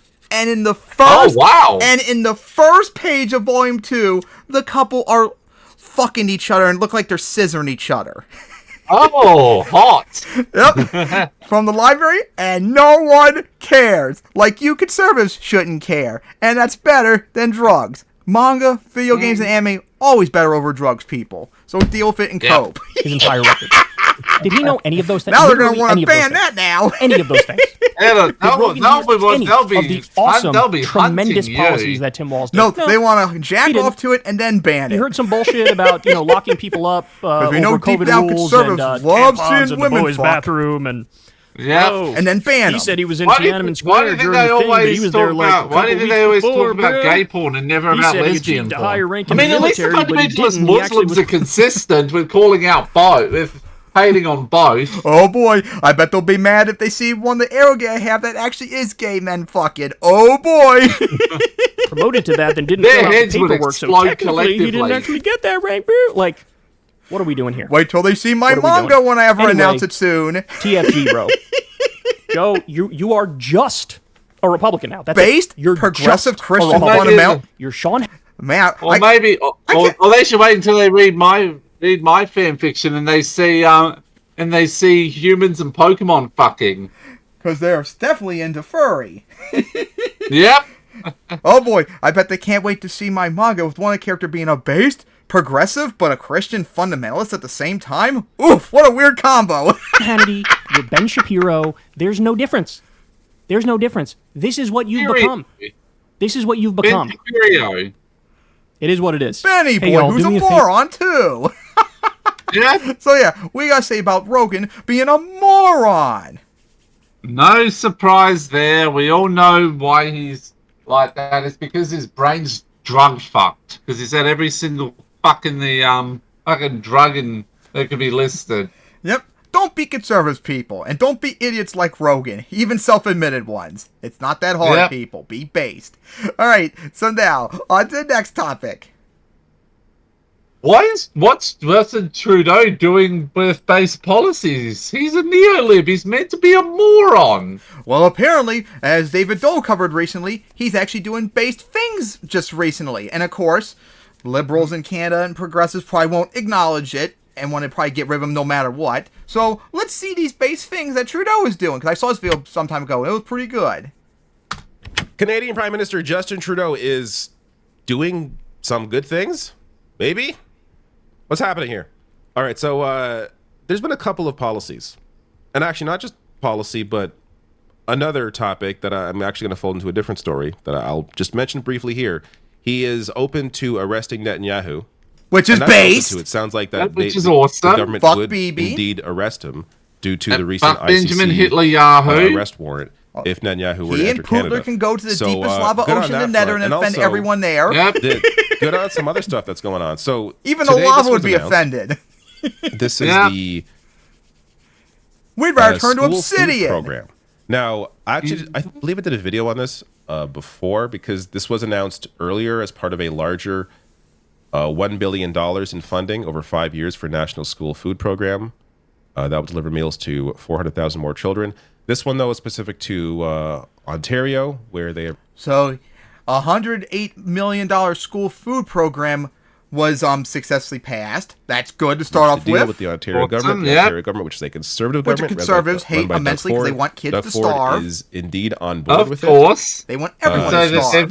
So they can use food to bribe them and molest them. Provide meals to students, confirming the province was in talks, and said we're in the midst of discussions right now.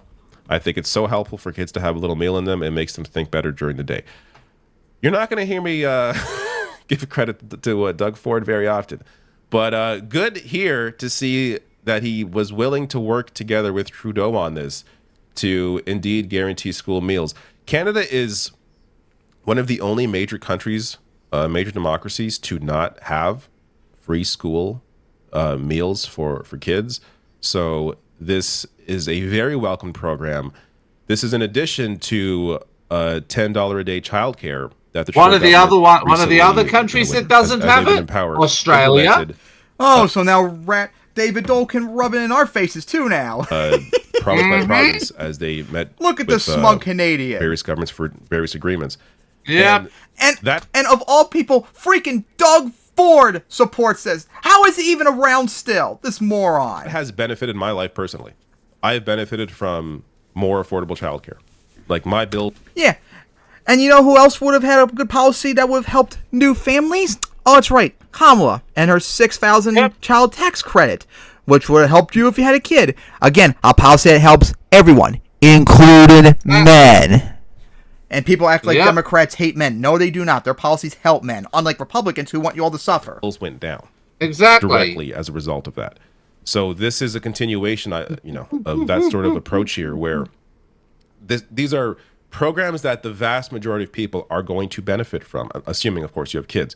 But this isn't only beneficial in terms of, the bottom line and saving money, but also time. The amount of time it takes to put together, think about what your kid's going to eat, if they're even going to eat it, and put together that lunch. By having all kids essentially eat, similar, the same meal at school, there isn't this sort of, it eliminates this sort of peer pressure or this hierarchy among students that I remember going back to school, where different kids had different meals, and there's there are all these discussions about oh, what did you get for lunch today? It's just, it eliminates all that, puts everyone on a level playing. When I was in school, I had both food at school and bought me lunch that my mom made, whatever. No one gave a shit then. What about you? For me, I mostly had... my parents mostly made my food for me. But we did have canteens to buy food, so... So it sounds like me somewhat, but maybe less. Field. Every kid is guaranteed a meal. I think I also did did a few things myself.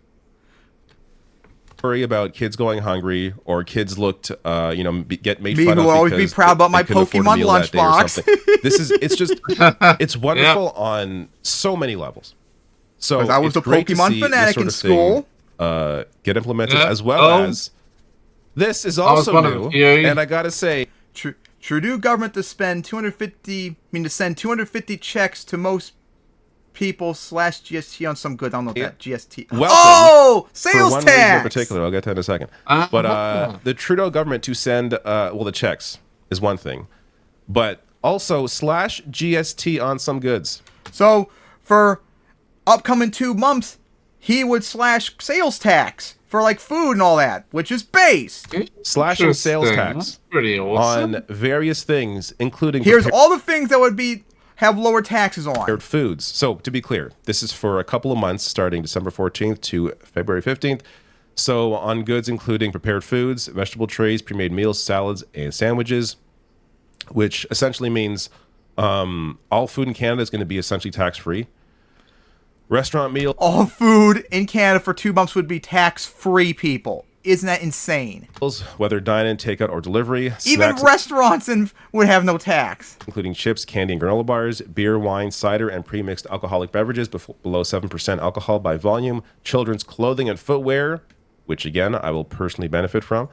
Car seats and diapers. Children's toys, such as board games, dolls, and video game consoles. Even video game consoles. Let's go. Children's toys. Of course. My 3-year-old has been asking for a PlayStation 5 Pro. He's looking for higher fidelity in God of War Ragnarok, so I will ensure that he gets that for Christmas. Careful, Dole. Conservatives will be mad you let your kid play an M-rated game. Good to see. I'll be saving some money there. As well as books, print like newspapers, people give my mom shit ages, growing up Christmas too about trees. playing GTA. I gotta say, and she didn't give a shit. This is good stuff. Like when it comes to the kind of tax that this is undeniably good, people. No sales tax on like food and stuff, even like kids stuff like newborns and all that. You can't deny that this is undeniably good, and this one you have to give Trudeau credit, and that's the end of it. Even if he sucks. Impacts and still going. Everyday We're people not done the yet. most. It's sales tax, because sales tax to somebody who's worth several millions of dollars is the same as somebody who made 12 grand last year. That tax on whatever that item is going to be the same to both those people. So, of course, that disproportionately impacts people who are lower income. This is a brilliant move. And this will actually go on to over a 2-month period. If a family spends $2,000 in eligible goods in that 2-month period, they can expect to save about $100, but it's actually going to go up for provinces that have HST, like in Ontario. That same $2,000 will result in an estimated savings of $260 over a 2-month period. And Jagmeet Singh is also going to be on board with this, so it sounds like this is going to go through. He said he would permanently eliminate the GST on essentials such as grocery store meals and snacks, internet and cell phone bills, diapers and children's clothing, and home heating. So, of course, he would go further. Also worth noting that this would deprive the government of $5 billion in tax revenues each year, the NDP estimates, and would be offset by revenues from a proposed tax on excessive corporate profits. This taxing corporate profits. Let's go. That's based again. And that's something that I would be stunned if Trudeau would even consider, because he's a neolib moron. That's going after something that he cares about. Because he's neoliberal, which means he hates poor people. But for some reason, wants them to suffer. He only wants them to suffer. He doesn't want them to be shot in the head. I don't know where. He wants them to be shot in the knee. I don't know what happened to him overnight. Maybe he had the best sex of his life. But whatever his man good on the policy. He got visited by 3 ghosts. So yeah, still either way. You save people, lower income people, money by cutting things such as sales tax while increasing corporate tax. Not to mention, I mean, you could also throw in there a billionaire tax or something similar, but ensuring that there is more of a level playing field. We all know things are more expensive. Yes, inflation has gone down. Regardless, massive corporations have taken a greedflation into their books. That has been continued even despite inflation going down. Corporations have been still increasing their prices as a way to, again, benefit themselves, as they always do. If there's an opportunity for capitalism, for these capitalists to take advantage, they're going to take that advantage. So they were using inflation as a guise to, in fact, make larger corporate profits, which is why, any sort of blame on any kind of government that was giving people help during the pandemic and saying, oh, inflation was because the people were getting help from the government. No, it's corporate greed. First of all, people needed that help. Exactly. Second of all, if that's the case, then why were corporate profits at an all-time high while inflation was up? Corporate greed, which is why they should have been cracked down. Which, by the way, Kamala would have done that.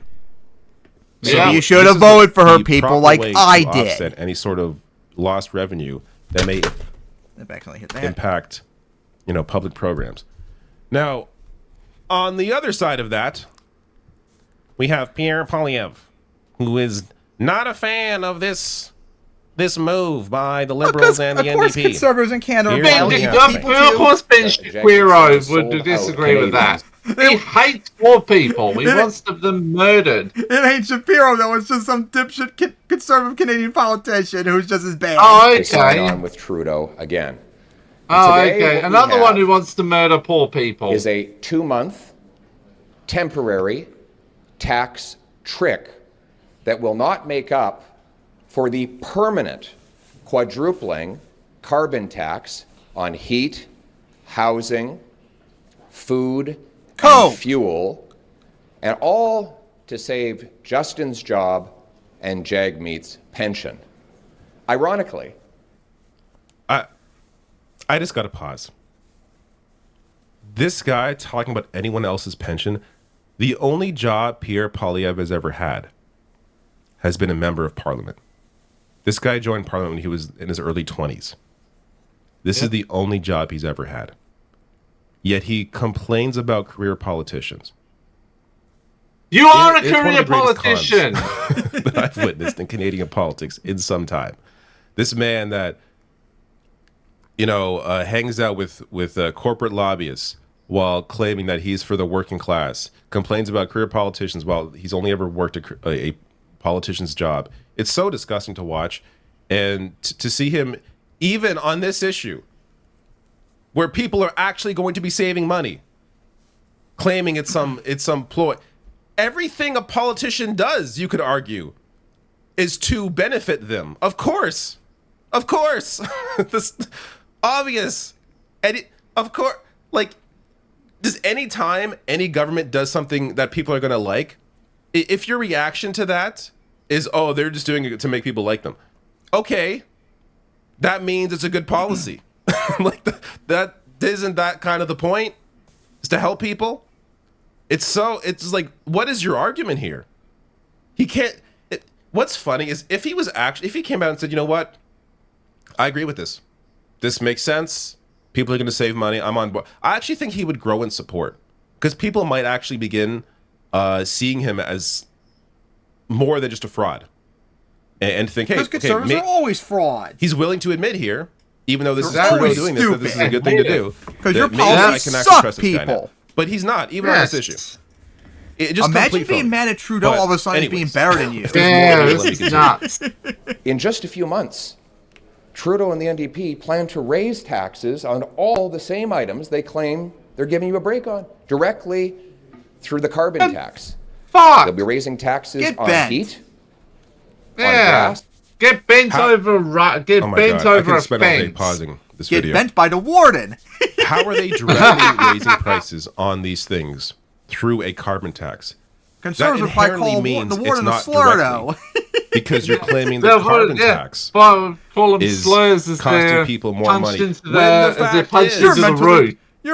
You're There's physically been challenged because you can't various see. analyses on this. Carbon pricing is not to blame for Canada's affordability All challenges. you do is In fact, whine and sniff us. people get rebates, tax rebates on this stuff. The federal government rebates roughly 90% of the revenue raised in lump sum payments. So this essentially is in every province minus BC, Quebec, and Northwest Territories. They have their own carbon tax system. But in all other ones, people are rebated. So, and all you have to do is file your tax return. Most families receive more in rebates than they pay in carbon taxes. Let me read that again. conservatives Most coping families and lying receive about more everything as in always. rebates than they pay 'Cause in you're all carbon morons. tax. Using Stats Canada's And you're latest mad data, we Trudeau estimate all that of a the sudden median is better annual than net cost of carbon tax over household in Ontario Yeah. was negative, around minus 300, meaning that most households received $300 more in rebates than they paid in carbon tax. But this has been Pierre Poilievre's entire thing. His entire identity over this past couple of years has been the carbon tax destroying lives. But he'll never actually discuss the underlying numbers and who's actually taking advantage of people through, for example, price gouging by massive corporations. Because his entire career has been spent propping up massive corporations to the detriment of the working class. This guy never in his life has signed on to a pro-union bill. He's always been anti-union, anti-worker. Because conservatives are evil. Yeah, now he's trying to claim he cares about the working class. They want It's such a workers to farce. die. But people fall for this garbage. Anyways. Yeah, how can you all fall for this garbage? To us, it's so easy to avoid. Trudeau's doing some things. Now, I'm the last time I voted Liberal, I actually don't even remember. It's probably been like, I don't know, 10 years. But if this continues, I don't know. For me, the way I look at voting, the way you have to look at it, like my view on this has evolved over time. Clearly, I used to rent, I was once a Green Party candidate, so my views have had to evolve in the way voting operates. But essentially, you should vote for whatever makes sense in your riding. So if, for example, the Liberals have no shot, and it's always the Conservatives or the NDP, and that's who tends to, win your riding. I would hope, again, if you know anything about anything, you want to avoid a Conservative victory in any way possible. You'd vote for the NDP. Same thing, if you're in a riding where the NDP or the Greens have no shot, and it's going to be Liberal or Conservative, I'd vote for the Liberal in that case. Voting is simply a tool. You're never going to be able to vote for all of your hopes and dreams and one candidate, one party. There's always there still needs to be standards. Issues with every party. Yeah, there's lots of issues when it comes to the Liberal Party. Lots of you can't just support a liberal or anyone on the left that goes against a conservative if they're a piece of shit themselves. That's why I did not vote for Hillary or Biden, because they're too right wing for me. But of course, but then 2024. That's why I always put the Greens first. And then likewise, this time around, Trump became such an evil piece of shit, even more than he once was, that I was forced now to vote for Biden and eventually Harris. Failed promises, of course. I'll always vote for the most progressive candidate. Voting is simply a tool, and you have to view it as a way so how if you to want best my vote, use your you gotta be progressive that you and are discussion. Exactly. Yeah. If Trudeau keeps you doing caved to things my like demands. This, I think it's worth reconsidering how we view the party. That said, he should not be the leader. I don't care. It's gone on too long. Yeah, Trudeau's been there for 10 years almost. He sucks, even though these policies are good. Even if he gets replaced, he's going to cost the Liberal government in Canada the election if he stays in. He needs to just be replaced, period. I got to admit, I think it's very unlikely the way things are going that Liberals are going to form any kind of government. I think it's very likely going to be a Conservative majority or a Conservative minority. Just based on trends, based on how people vote, they tend to vote. Once they're tired of one party, they go to the other side. And even though we have multiple parties in Canada, people tend to view it as either Liberal or Conservative. That's how things typically go. The only way to really break out of that is to have, the NDP shock, the way they, once did under Jack Layton. I don't think that's possible under Jagmeet Singh. I think Jagmeet Singh should also step down and be replaced. I don't think he's a terrible person. I think he's a nice guy. But in order for that party to grow, I think they need a more forceful voice. I just don't think he's angry enough.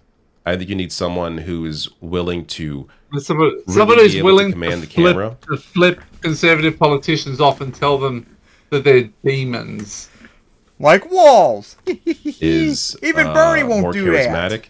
In a way that Jagmeet Singh I don't think has. Canada, get your his own other qualities. progressive walls already. But it shouldn't be so in lieu hard. of that, I think we're headed towards a Conservative minority or majority, and in a situation like that, I think you want to avoid the worst possible outcome, which is a Conservative majority. Keep that in mind as we head towards an election next year, where you, if you think things are bad now. Well, again, you're just going to have to hope you can convince people, because Trudeau sucks at bad at people on the left will not vote for him because he's that bad. So good luck to all in that regard, but hopefully maybe when Trump fucks up so much that next year people will be like, we don't want that up here as well. Let's not have that, shall we? But yeah, we got to see about that. Yeah. Based Trudeau all of a sudden. Yeah, that's insane. Yeah, absolutely beautiful policies. And anyone with a brain supports them unconditionally. Yeah. So, yeah. And also, to all you dumb leftists, how's it feel knowing that even piece of shit Trudeau did good policies? Are you still going to deny voting for them no matter what? He still thinks that they still think that Justin Trudeau is a demon. I mean, he is, but Yeah, but like he's a demon that he wants to put everyone who didn't get the vaccine in gas chambers. Yeah. All right, now on to the next topic. That'll be. Give me a moment. Face palming to AOC-Trump voters. I have not watched this video yet. The actual fuck? Yeah, I think we've seen this somewhat like recently after Trump won. I think we covered a video. Kyle did cover it. Apparently, there were a lot of people, which we already knew because we covered this with Bernie before. Like, there are a lot of people that are Trumpsters that would vote for Bernie if given the opportunity. Apparently, this exists for AOC as well. There are people that voted for AOC this the last election, but voted for Trump. Which to me is insane because why would you ever vote for Trump if you support AOC or Bernie? Trump sucks. Unlike them, he will do the exact opposite policies of what AOC will do, and he will try to get AOC murdered too. Yeah, like he sucks. There's nothing redeemable about him. So why would you support AOC and then Trump? Like I would have more respect for honesty if you just didn't vote for Kamala because she thought she sucks and didn't vote whatsoever otherwise. But this is just unacceptable. So let's see once again Kyle's new video on this. Yeah. So Breaking Points did something really interesting here. Oh, Griffin, of course, Breaking Points, lovely. Decided, I'm gonna go. I don't want to hear this on the ground. Kyle, I do not want to hear this. I don't want to hear Sagar's fascist ass for both and your Griffin white crew on here. Why'd you do that? Yeah, like as I've said, I think we both agree. On Breaking Points, Crystal has no choice but to grift because she's going to be beaten up by Saga if she doesn't. Except the times when she destroyed him. Yeah, it's so weird. Fascinating, right? It's fascinating to ask that question. It's fascinating to hear their answers. But you know that Saga would try to beat her up if she didn't. Why did you vote for both Trump and AOC in 2024? Because America needs a yes, and he'll be knocked out by the Kyle driver. Or maybe he's still scared I don't want to be an asshole, but it strikes me that was just genuinely a low information voter. You got to call a spade a spade. 91 criminal charges, over 20 accusations of sexual abuse against him. He was a horrible president. Tried to overthrow the last election, January 6th. My guess is she's saying he's a role model because he's successful, right? Like that's what's happening in her mind is like successful businessman. People. Like I think that's what she's thinking. Wow. He's never done any sort of work in his life. I put over 310 hours of work on my manga over the last 4 months. I've done more work on that than he's ever done in his life. How about that one? Yeah. All right. I'm going to try to be nice in this segment because I want to actually learn some lessons and get some information. But, you know, we have effort and I'm heart of two minds. Trump, on the one hand, it's like, if they're wrong about something, I have to say you're just wrong. But also, and I will tell you, Trumpsters, you are wrong to your face. How it is that anybody could vote AOC and Trump. The border, you know, the people coming to U.S. illegally, the murders, everything, all the crimes are increasing. The Democrats really haven't done crimes anything. Going down, you idiot. Sorry to break the news to you. Situation worse in New York. So I thought this time around, let's just give Trump, you know, a chance. Maybe, you know, he can make... We gave Trump a chance, you moron! He sucked! He sucked so bad that he was voted out, and he was such a whiny Karen over it that he tried to overthrow the government. Things better. He's very business-minded, and I also feel that being that he had these connections with other leaders, it can, like, you know, prevent war from happening in the future. Trump's policies... Trump wants to start World War III. Do I need to bring up the video of him saying he would fuck over NATO countries if Russia attacked them? He would encourage Hitler to attack them? And also, oh my God, let's see the list. Mexico, Venezuela, Russia, Syria, Iran, North Korea, China. I feel like I'm missing countries that I keep forgetting about. All these countries he advocating doing war against. He's a warmonger. All right, so I consider that the first real answer. This woman thinks Trump is going to stop wars. Which, you know, she's probably heard him say, I'm against the wars. I heard him said he wants he will encourage Putin to invade NATO. Always saying, no, you're not. Here's your record. Here's all the to annex every country east of Germany. And remember, that was the final straw where I was like, okay, I have to vote for Biden because of what he said. Wars, remember that we covered. Here's all the bombings you did do. Here's all the drone strikes. Here's all the illegal assassinations, like of Soleimani. So I kind of blame the media on that one. But that's our first real answer. Our first real answer is, I don't know, I think he's going to be against the wars. Which, again... I'm sorry, but you're just a moron if you think there's a lesson in that for the Democrats and for Kamala. Like, you should have at least postured like you're anti-war. I mean, if they bragged about pulling out of Afghanistan, that would have been good. Bragged about nearly ending the drone war, that would have been good. Yep, that's where If Democrats Kamala are very said, weak. They won't defend we're going to bring themselves. peace instead of we're going to have the most lethal military in the world. That would have been good, right? And I also feel that being that he had these connections with other leaders, it can prevent war from happening in the future. When Trump first came, those 4 years, it was, ups and downs, but it was nowhere, it was no war. There was war, you fucking idiot. There's lots of war. Yeah. Let's see. Still in Afghanistan when he left. Still in Syria when he left.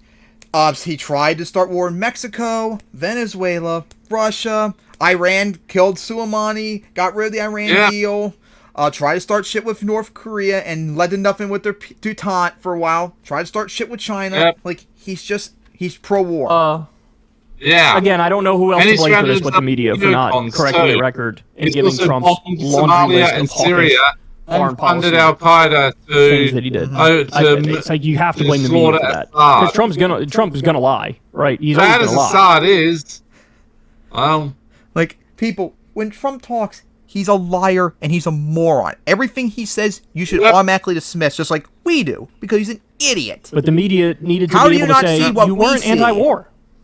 But because the branding stuff. Look, there's one thing you can say about Trump. He's a branding master. How does AOC? They're so deeply bubbled that Trump is all they can see. You mean I'm the top 100% smartest Americans? Like the youngsters say. You fit into that picture. She's like that sister that will always defend you. She'll fight. She'll scream till a bloody pulp if she had to. She's truly a fighter. That's another thing I consider a real answer. She's a fighter. He's a fighter. Okay. Well, there's one difference though. What AOC fights for is good things. Trump fights for bad things. Like a New York realness that they both share. Is that what I'm hearing? Oh yeah, definitely. So much that they could be like brother and sister almost. Oh my God! Come on, dog. Can you imagine AOC also, having Trump as the a idea that they're both sibling? fighters I is feel true, so bad. but they're fighting for polar opposite things. He's old enough to be her dad. For God's sake.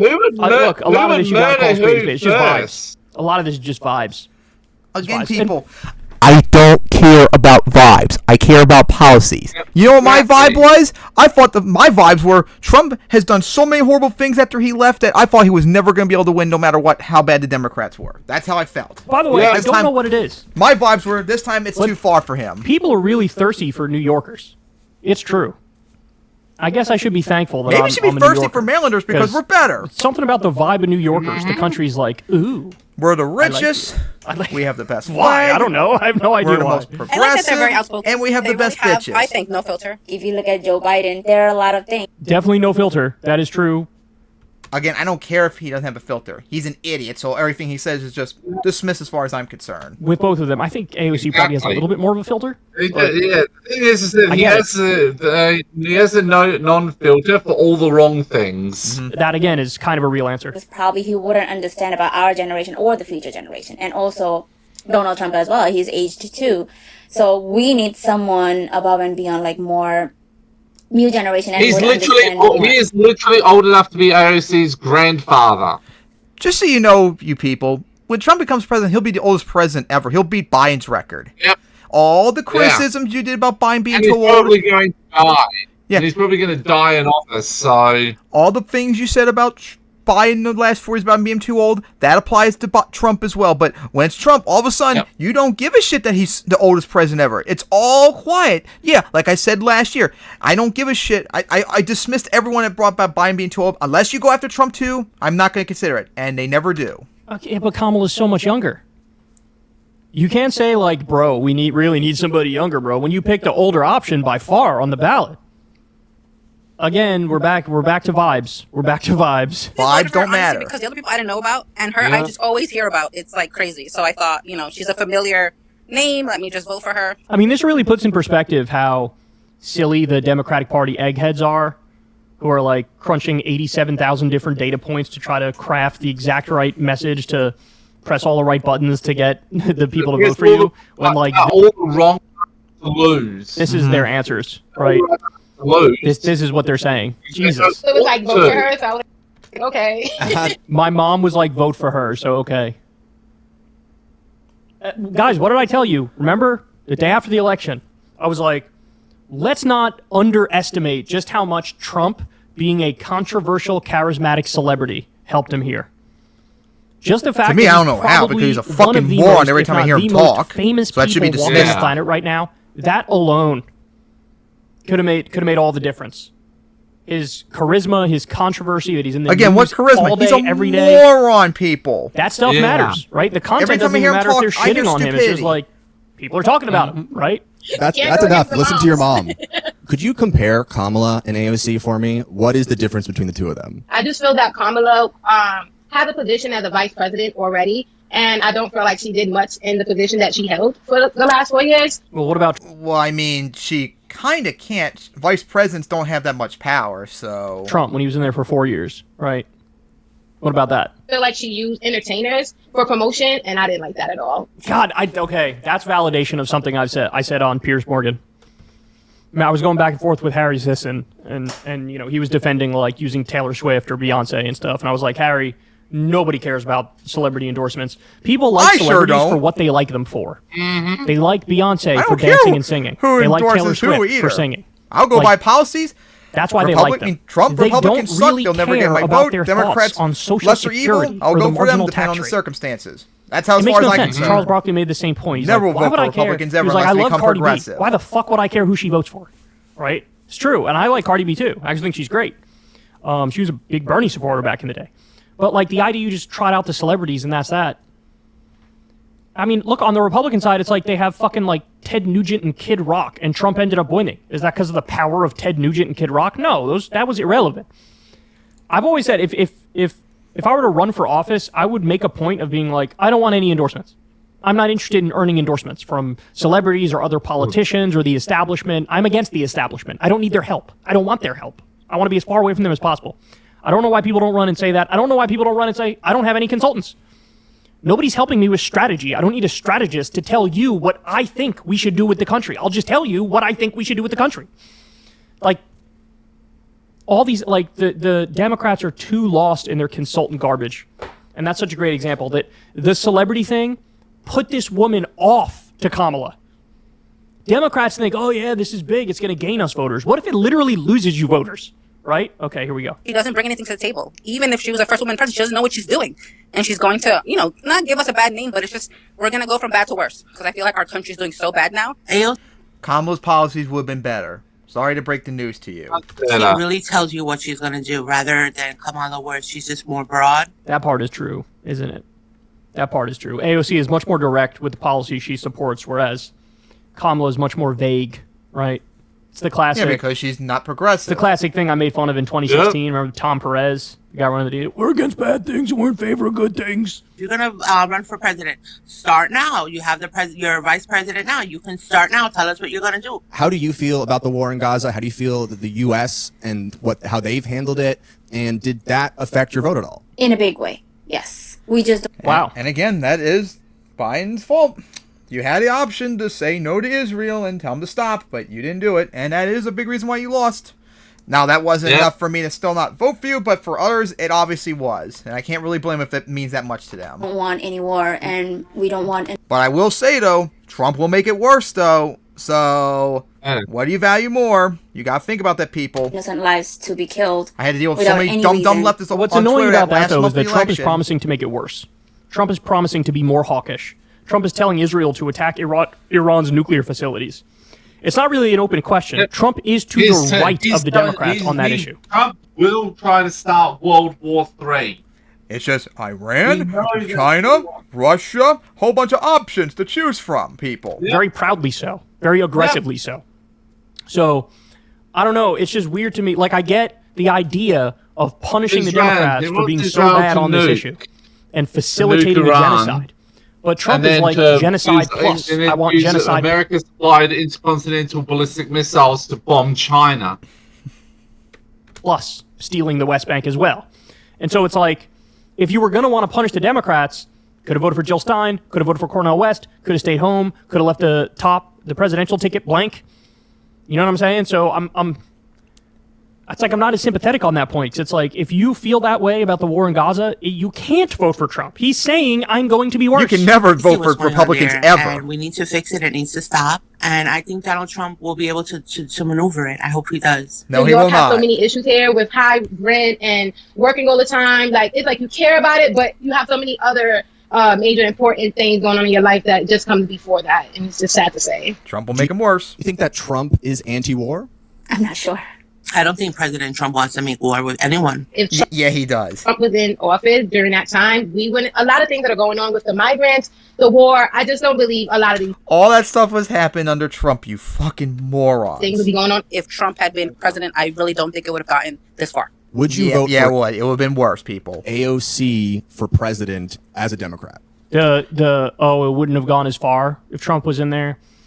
Again, he's the branding master. That's something he's been saying now since October 7th and since the Russian invasion of Ukraine. He says so many times, wouldn't happen if I was there, wouldn't happen if I was there, wouldn't happen if I was there, wouldn't happen, wouldn't happen, wouldn't happen, wouldn't happen. More shit than a and people packed up just, if you toilet. repeat something enough, people are just like, yeah, I don't think it would have happened. How do you believe Trump? He's such a fucking lying moron. Every time he says something, I instantly dismiss it. People have my mindset. Yeah. They It's don't frustrating, care. but They're this in is a what he does. religion. The He religion brands is himself. Trumpism. And, you know, And they're ignorant. I think Yeah. college-educated people And, might look at that and be like, most of them are stupid too. And they make me as American look bad.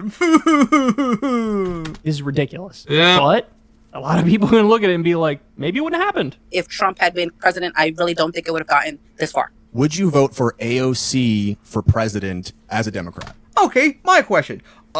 If there's other progressives like Walls or Bernie or maybe others potentially, I would support them over her. But if she's the only one left, I absolutely would support her 100%. Yeah, I would give it a chance. I mean, I don't say that women are not equal to men, but I think she might need to work what? on her Women are equal to men? What? Oh boy. education. Yes. Wow. World news. Women are like, equal her to ways men? to communicate about it and the policies and everything. She will be good. This maybe. is from an If Trump were AOC to supporter use, too. That's like the military. Let's say if we were to use the army to start deporting people from cities. Is that something that you would support? I would definitely support that because I think that would be the only way to get the deportation process started. We're talking about criminals. We're talking about mobs. You know, a lot of No, but he's not just talking about criminals. They might start with criminals, but he's literally talking about deporting legal immigrants. Stephen Miller wants to do a denaturalization process to take legal immigrants and make them illegal and then kick them out. They talked about the Haitian migrants who are legal. Kill them all. Oh my God! Yeah, and by no, the way, because this they're is all Indian racist. voters That would have is genocide Indian voters them. Yeah, because they're That's all why they kill them all. racist. Yes, I want because they're higher minimum Nazi, wage. I want racist universal health care, Nazis. and I also want martial law. Stephen Miller is a Nazi. Okay, what am I No, supposed to do with that? who else would be able to do that but the military? I think it's really a case-by-case basis. I feel like a lot of them just come here and get away with things. I don't think the police is doing what they should right now. Yeah, sure. You know, Crystal made a good point that a lot of these people, I think, are in the Bronx or Queens, but where they are, there's a big, like, undocumented immigrant facility, and so there's like resentment building between the Americans who surround it and them, and it's like Big that's sort deal. of painting their politics. In other words, the trick of like DeSantis I don't and Abbott care. of sending undocumented immigrants to blue states, that seemingly had the effect they wanted it to have. It made even people in blue states much more anti-immigrant. Because you're all racist. After him. Yeah, exactly. Does that worry you? No. Whoa. Okay, does that not worry you because you don't think it's going to happen? Or does that not worry you because if he were to stay in, you'd be fine with it? I don't know. You tell me. I don't know how to read that. Not at all. We need to get rid of like Congress, the legislation, the laws, like everything just needs to be rewired and rethought out. Oh, that is literally... Okay, look, we're getting somewhere, right? It's when Democrats are like, we need to save democracy. A lot of voters are like, what the fuck has democracy done for me lately? What has it done for me? I can't pay the bills. I have shitty health care. I'm working 2 jobs. My back Biden's hurts. policy still made everything better, people. You Like, can't deny people that. are furious. People are angry. And, you know, we look at that You're and just we go, wrong oh to my feel God. that way. Like, you think you're okay with alternatives to democracy, but And if Trump you will get make one, them you'll be worse. like, That's oh, why no, you never give me the support democracy Trump or back. Republicans People ever don't know that. under any Right? circumstances. They don't know It's that. always no. They don't know that. It's that old thing. What was the saying? Like, in fascist Italy under Mussolini, they were like, at least the trains ran on time. A lot of people had that view. Because They're you're like, it was more idiots. efficient. right? And there is this thing with authoritarian governments where if you get rid of the checks and balances and you get rid of the bureaucracy, decisions can be made faster and they can be implemented quicker. And people feel like, hey, things are getting done. In fact, there was a poll about Trump's transition, and it was like over 60% of the country said, I approve of the transition. And it's like, do they know that he's picking these neocon warhawks? Do they know that he's picking anti-vaccine RFK Jr.? Do they know all the problems with all the people he's picking? And we do. Now, for what they are, people know, but they just see stuff happening and they're like, hey, they don't, because happening. they're in the religion of Donald Trump. And we're smart unlike them, and we pay attention to stuff. Well, right? Yep. And so, which is why I got into the point where I said maybe the neocons might actually be better potentially than the MAGA freaks. Which I'm sure Kyle would freak out about. Level analysis, but it's something real that people have to contend with. You have to win in the vibes-ocracy. On top of having the right policies, on top of helping people, which is the core of this, because that's what politics should be about.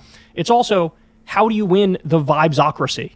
And Democrats are just so far behind in the vibes-ocracy. It's ridiculous. So Trump AOC voters, I don't know, to the extent there's real answers there's a thing about like anti-war. They think AOC and Trump are anti-war. Only one is. Trump is definitely not anti-war, but I digress. Trump is pro-war. He wants to fighters. They think outsiders, right? So because you're all racist. Again, I know I'm a broken record, but it's hard to run for president take away before anything else other than 2016, to but say got nowhere. Bernie was right. You know, Trump gives people a narrative. Trump gives people a story. Trump gives people enemies to hate and despise and blame. He gives you nothing for he their gives problems. you nothing good. And Democrats don't. Democrats have their checklist have that good they hand policy you. to help Here are you the know. things I'm in That's favor why you of. support them. Like me. Bernie had that same narrative-driven politics. It wasn't just the right. Which is why you should have all voted for Bernie in 2016, 2020. Exactly. And in Bernie's case, he happens to be correct about who's to blame. We can't just The big blame money the donors who DNC for corrupt. rigging against him in 2016. You all had a choice to vote for him like I did. You vote for him. End of discussion. Our system. Exactly. So, there you have it. Unfortunately, he was also up against the anti-Semitic MSDNC. So take the real pieces of information out of here, but there's also the other part of my mind which wants to tell these people, you literally don't know what you just voted for when it comes to Trump. You have no idea. Because you're idiots. And you're going to regret it very quickly. I guarantee you. Hey, y'all. Oh my God, what a... And they deserve what's coming to them. So yeah, what do you guys say about that? AOC and Trump supporters. What a strange thing that was. And God, that was frustrating to watch. Well, but they're fucking they're fucking weird. Like, why? Why? I don't get it. I don't get it either. Neither do I. Oh my God. All I can hope is, hey, these people very like I would hope if AOC is the nominee they would vote for, but the way they describe stuff, I don't know. They could be easily convinced otherwise if they're that dumb. Ah. All right. So now, on to the final topic. And that is Karen Kasparian's continued implosion. Oh, I bet the whole young turds, the whole old turds are just falling apart. I so wanted to do the video recently where they declared war on Sam Cedar, if you saw that. I wanted to do that. Wow. I wanted to do that so badly, but all the videos were way too long for crying out loud. So I found another one where she's imploded, as she went on Piers Morgan's show recently, and she just admitted pretty much, maybe I was wrong about Rave Dubin. Oh my God, what an idiot she is. Maybe Anna Karen Sparian, she's like, maybe being a grifter is awesome after all. I agree with that. My brain's in recovery mode from receiving all these ideas. Let's watch this cap. But what people have said is, they said you were quite outspoken. I'll play it to you. This is what you said when Dave Rubin pivoted. The Dave Rubin clip. Let's have a look.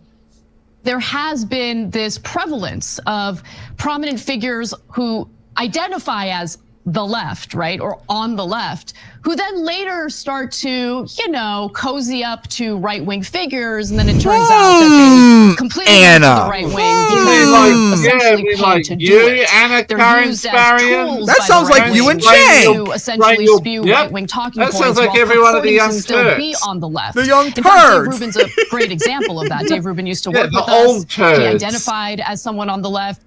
So, I mean, have you pulled a Rubin, as some people suggest? Wow!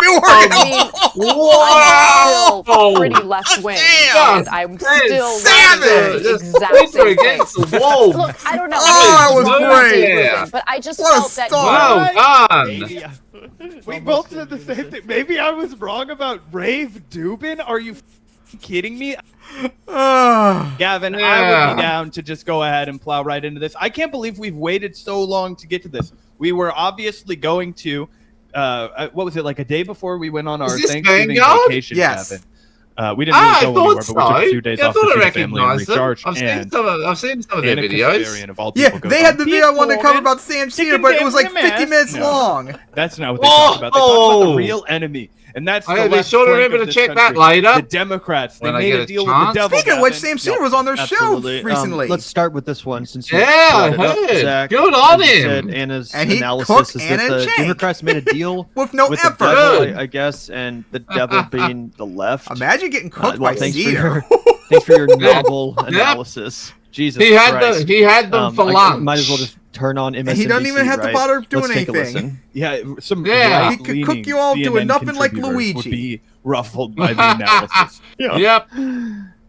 This is a small but incredibly loud and influential faction of the Democratic Party. This is not indicative of all Democrats. This is not indicative of all Democratic lawmakers. This is a small group of activists who like to bully, who like to go to city council meetings, who like to go to various Karen rallies conservatives? and essentially Like be you? loud, The be activist threatening, left. be aggressive until they get Like their way. And for literally like you. the Democratic Party has been terrified of these little mobs of people. These little mobs Terrified of activists who progressives. basically just carried out what these activists want. And I just think that they need to be a little smarter than. Yeah, the Democratic Party is just a vessel for the activist left to get what we want. I wish they were afraid of us. I fucking Democratic Party and wish. the activist left. Can you They have imagine not being given scared us of Bernie and anything. letting them instantly Also, have the Anna used to nomination? consider We wouldn't have to herself deal with amongst Trump the ever activist again. left. She used to consider herself a progressive, right? Now she doesn't even consider herself a Democrat, and it's not because she's thinking about the Green Party, right? Like, we got a comment the other day that was like, you guys have been misrepresenting Anna's argument. She left the Democrats because she was so... become far right wing fucknuts. Grifton Karen cunt you are. Yep, wounded by yep. the foreign Every one of policy. the And I was young like, no, she Turks used that as a convenient are now cover. far right Okay, that's why she grifters. didn't have Claudia De La Cruz on. That's why she didn't have Cornel West on. That's why she didn't have Jill Stein on. That's why she didn't have a single anti-genocide candidate. Did you have the uncommitted movement on the Young Turks? No, you didn't. Okay. So I don't really want to hear from you because what you're doing is you are shuffling people to the right. You are being like, the Democratic Party left me because of this radical blue-haired activist left. 100%. 100%. Let's finish this out. Carried out what these activists want. And I just think that they need to be a little smarter than falling prey to They're apparently the smarter than you. whims of various activist groups. They'll always because be they're smarter not than Anna representative Karen of the majority of Sprainer Americans. So there's so much to say about this, and we've already said a lot. The clip wasn't even over, and we already had a lot to say about it. But Jesus Christ, bro. It's like, for one, the Republicans did the exact opposite. Their strategy in the Trump era has been to do pretty much the exact opposite. They're a servant to their activist base. That's how Roe v. Wade got overturned, despite the fact that it lost them the midterms and was a big albatross in 2024. Yeah, they got elected in 2016 by giving the pro-life base a huge gift. They promised them the overturning of Roe v. Wade, essentially. And then they also promised to legalize murdering women who have had abortions. Yeah, the Republicans do what their base wants. Democrats don't. That's the difference. Republicans are in fear of their base, and also fear of Trump. It's also because a lot of their base are violent terrorists. So the Democratic Party, on the hand, does not cave to us like they need to. Same with a bunch of other issues. How in touch is the Republican Party with the activist right? Incredibly in touch. Why do you think all these moms for liberty or whatever have such a direct influence over the actual policy and cultural tone of Republican elites? They have enormous influence. That's why all these talking points about groomers and trans people and all this culture war crap is constantly elevated by people high up in the Republican Party because they're no longer afraid of their base and they realize that it's actually very potent, as a way to motivate said base to lead into the issues they care about. So Anna's basically telling the Democrats to do the exact opposite of what the Republicans just successfully did to win an election and solidify the political era as their own. Again, not by spitting in the face of the activist right, but by embracing and elevating them almost at every turn. What the best part of this, guys, don't go anywhere because we've got another lengthy moment queued up for you guys. Piers Morgan, he's glorious, man. I hate everything that comes out of his mouth politically, but what I love about the guy is he's a cheeky most of the son a bitch, people man. who, when Jeremy Clarkson punched Piers Morgan in the face, most of the people sided with Jeremy Clarkson. Knows how to make spicy content. That man knows how to create engaging content, and he knows how to adapt to the 21st century. He understands media in 2024, and you've got to tip your hat to him. He makes Anna Kasparian argue with Anna Kasparian to her face live on his show, and it's absolutely spectacular. But what people have said is they said you were quite outspoken. I'll play it to you. This is what you said when Dave Rubin pivoted. The Dave Rubin clip. Of course, we already saw this. There has been this prevalence of prominent figures who identify as the left, right, or on the left, who then later start to, cozy up to right-wing figures, and then it turns out that they completely move to the right wing because they're what you're doing right now, Anna Karen. They're used as tools by the right wing. You have no principles like we do. To essentially spew right-wing talking you care about points is while money, purporting like to Rafe still be Dubin. on the left. In Yes. fact, Dave Rubin's a great Turns out example you're of no that. Dave Rubin used to different. work with us. He identified as someone on the left. Dave, Yeah, go ahead. forgive me, Anna. Dave Rubin. Whoa, how humiliating, how piping hot, how scorching. He plays that for her to react to on his show, and he's like, we've been quite rude to people like my friend Dave. What have you got to say for yourself? Made a video for PragerU why I left the left. Oh, I know. He does not, in fact, state to the world that he's still on the left. I don't know who you have in mind, so I can only Prager, address he the did one say he name was that on the you left for a gave. while when he already converted. He did say he was on the I far mean, right. Have you pulled a Rubin, as some people suggest? That was so savage, Piers. I'm still pretty left wing. Well done. I'm still working Well at the done. exact That was same savage. place. Look, I don't know. Maybe I was wrong about Dave Rubin, but I just felt that. What? Maybe. Yep. Maybe She I was said wrong it. about Rafe She's Rubin? fucking Are moron. you kidding me? A Daily Yeah, Wire I contributor, loved Dave it. She Rubin? loves Dave Rubin now. Embarrassing. She wants to divorce Cenk and marry Rubin now, so they can drift together. No, Ben Shapiro Except would never Cenk's hire managed to Oh, that's convince right, her 'cause he that said they he should wouldn't have even go to been a his wedding polycule. because it was against his belief system. Yeah. That's right. But I thought No, they were there's- friends. Or I thought that he considered him as close friends as you can be with a gay man if you're Ben Shapiro, I Fair guess. enough, yeah. But yeah, I mean that's crazy, bro. That's crazy to say. Maybe Dave Rubin was right. Oh, How can you say he was Anna, right? Come on. Come This is the worst, man. If you're gonna do what you're doing, you have to at least have some principles. You have to at least be like, no, of course, no. Everything I said Anna? about Dave Rubin is still Principles? 100% correct. I am Impossible not challenge. doing that. This is something totally. Nobody Is that a at menu all. across Credit my to Dave screen? Rubin. You I'll can't go be Mr. Krabs and renege on chase your it. commentary in regard to his grift. What? Yeah, let's play this one more Because time. it's inconvenient and Progressives obviously are supposed to have indicates what you're also principles? doing. No. She was caught red-handed with her pants down. Look at! I want everybody to see the look in Careful, her eyes. Zach. She'll probably call you a when misogynist he for that asked one. her this. Look at her. She goes from this smile Probably to call you blank. a She's like preparing terrorist. for the question after she watched the clip. Rubin, as some people suggest? I mean, I'm still pretty left wing. No, you're I'm not. Still No, you're working at not. the You're exact far same right place. now. Look, I don't know. Maybe I was wrong about Dave Rubin, but I just felt that he, first of all, after he left TYT, he did lie about us, and that bothered me because we were still friends, and I didn't understand what was going on, so I was discombobulated about what was happening. As everyone keeps pointing out, Anna, why does everyone that leaves TYT all of a sudden becoming like idiots and grifters? Demi Jor, Rafe Dubin, Michael Tracy, although he's always was a contrarian. There's someone else, but they won't come to my head for crying out loud. Like, why? Why is everyone that leaves becomes piece of shit? With Dave after he left TYT. Even he like didn't leave on even good the terms. It was sons weird. now are fucking And, now you know, fucking want to be Stalinists. Oh, he was always a piece of shit, though.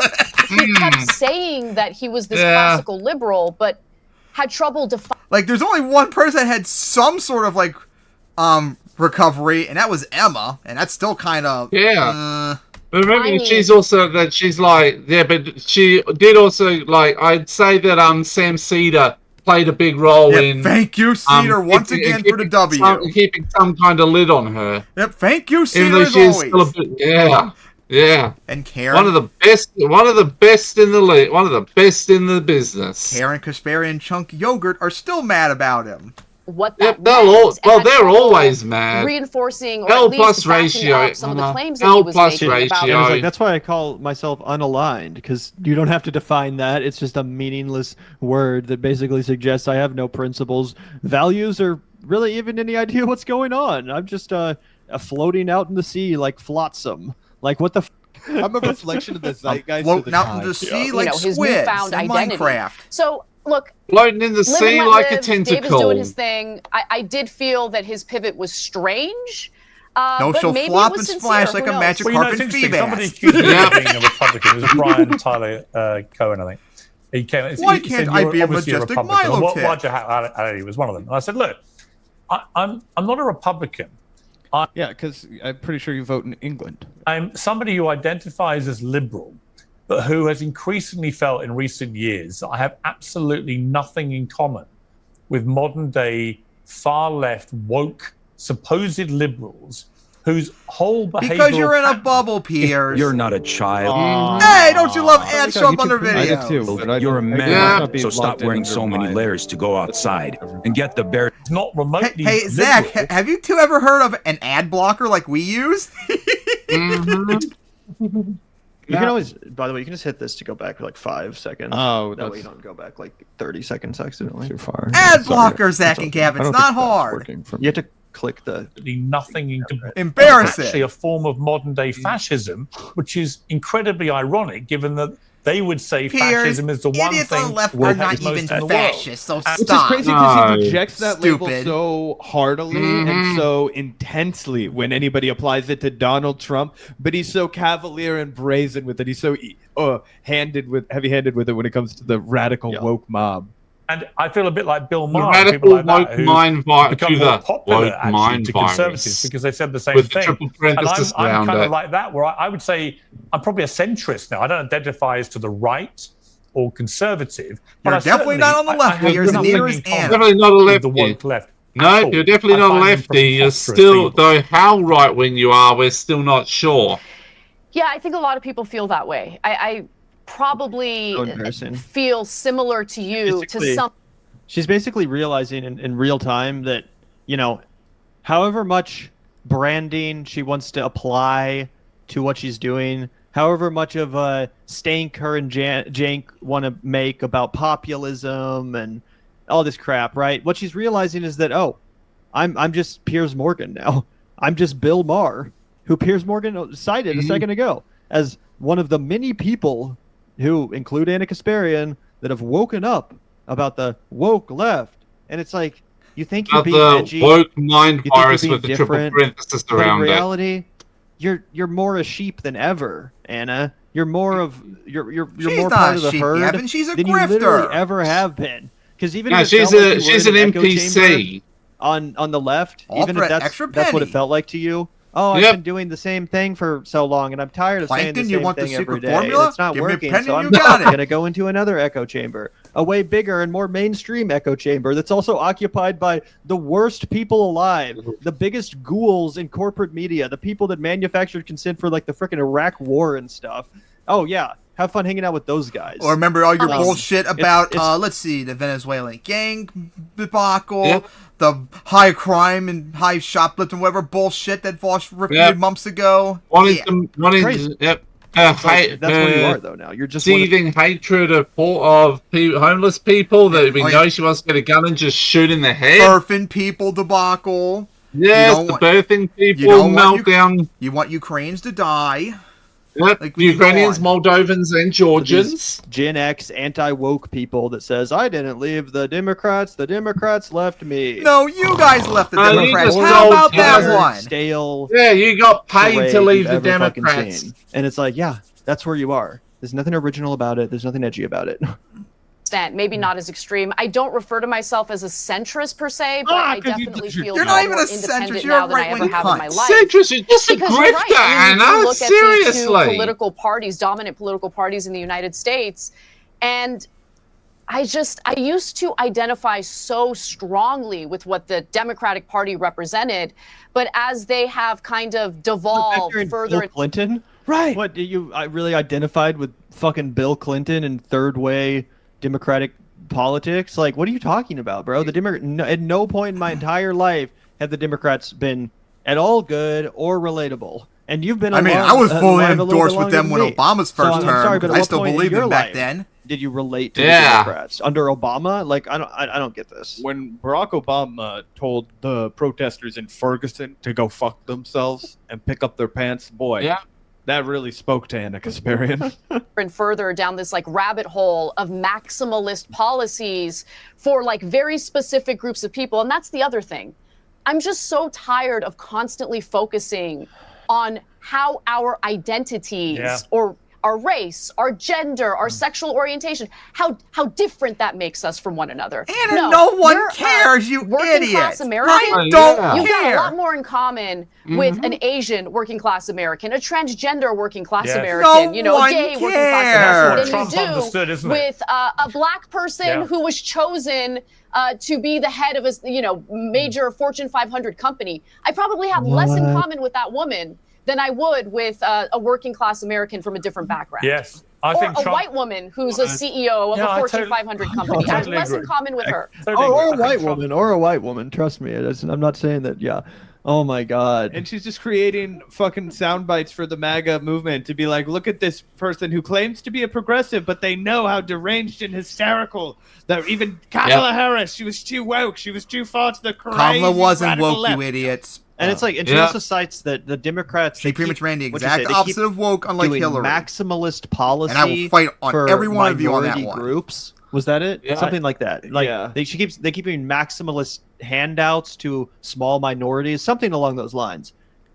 Wouldn't you use that terminology to describe the tax cut that Donald Trump passed for the top 1% the last time he was in power? Because that's a minority. The 1%, quite literally, it's a very small minority, and a huge tax cut sounds pretty maximalist to me. But Anna doesn't live in the world of reality. She doesn't actually care about policy.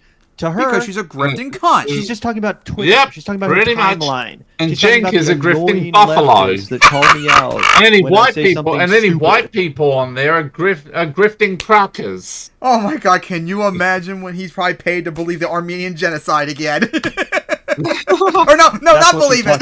Pretending that the Democrats somehow control Nah, that I think and if are he went back responsible. on that, Anna would kill him.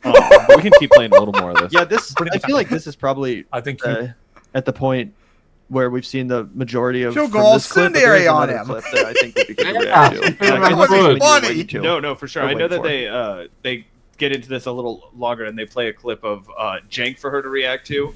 But we can skip ahead to whatever you had queued next.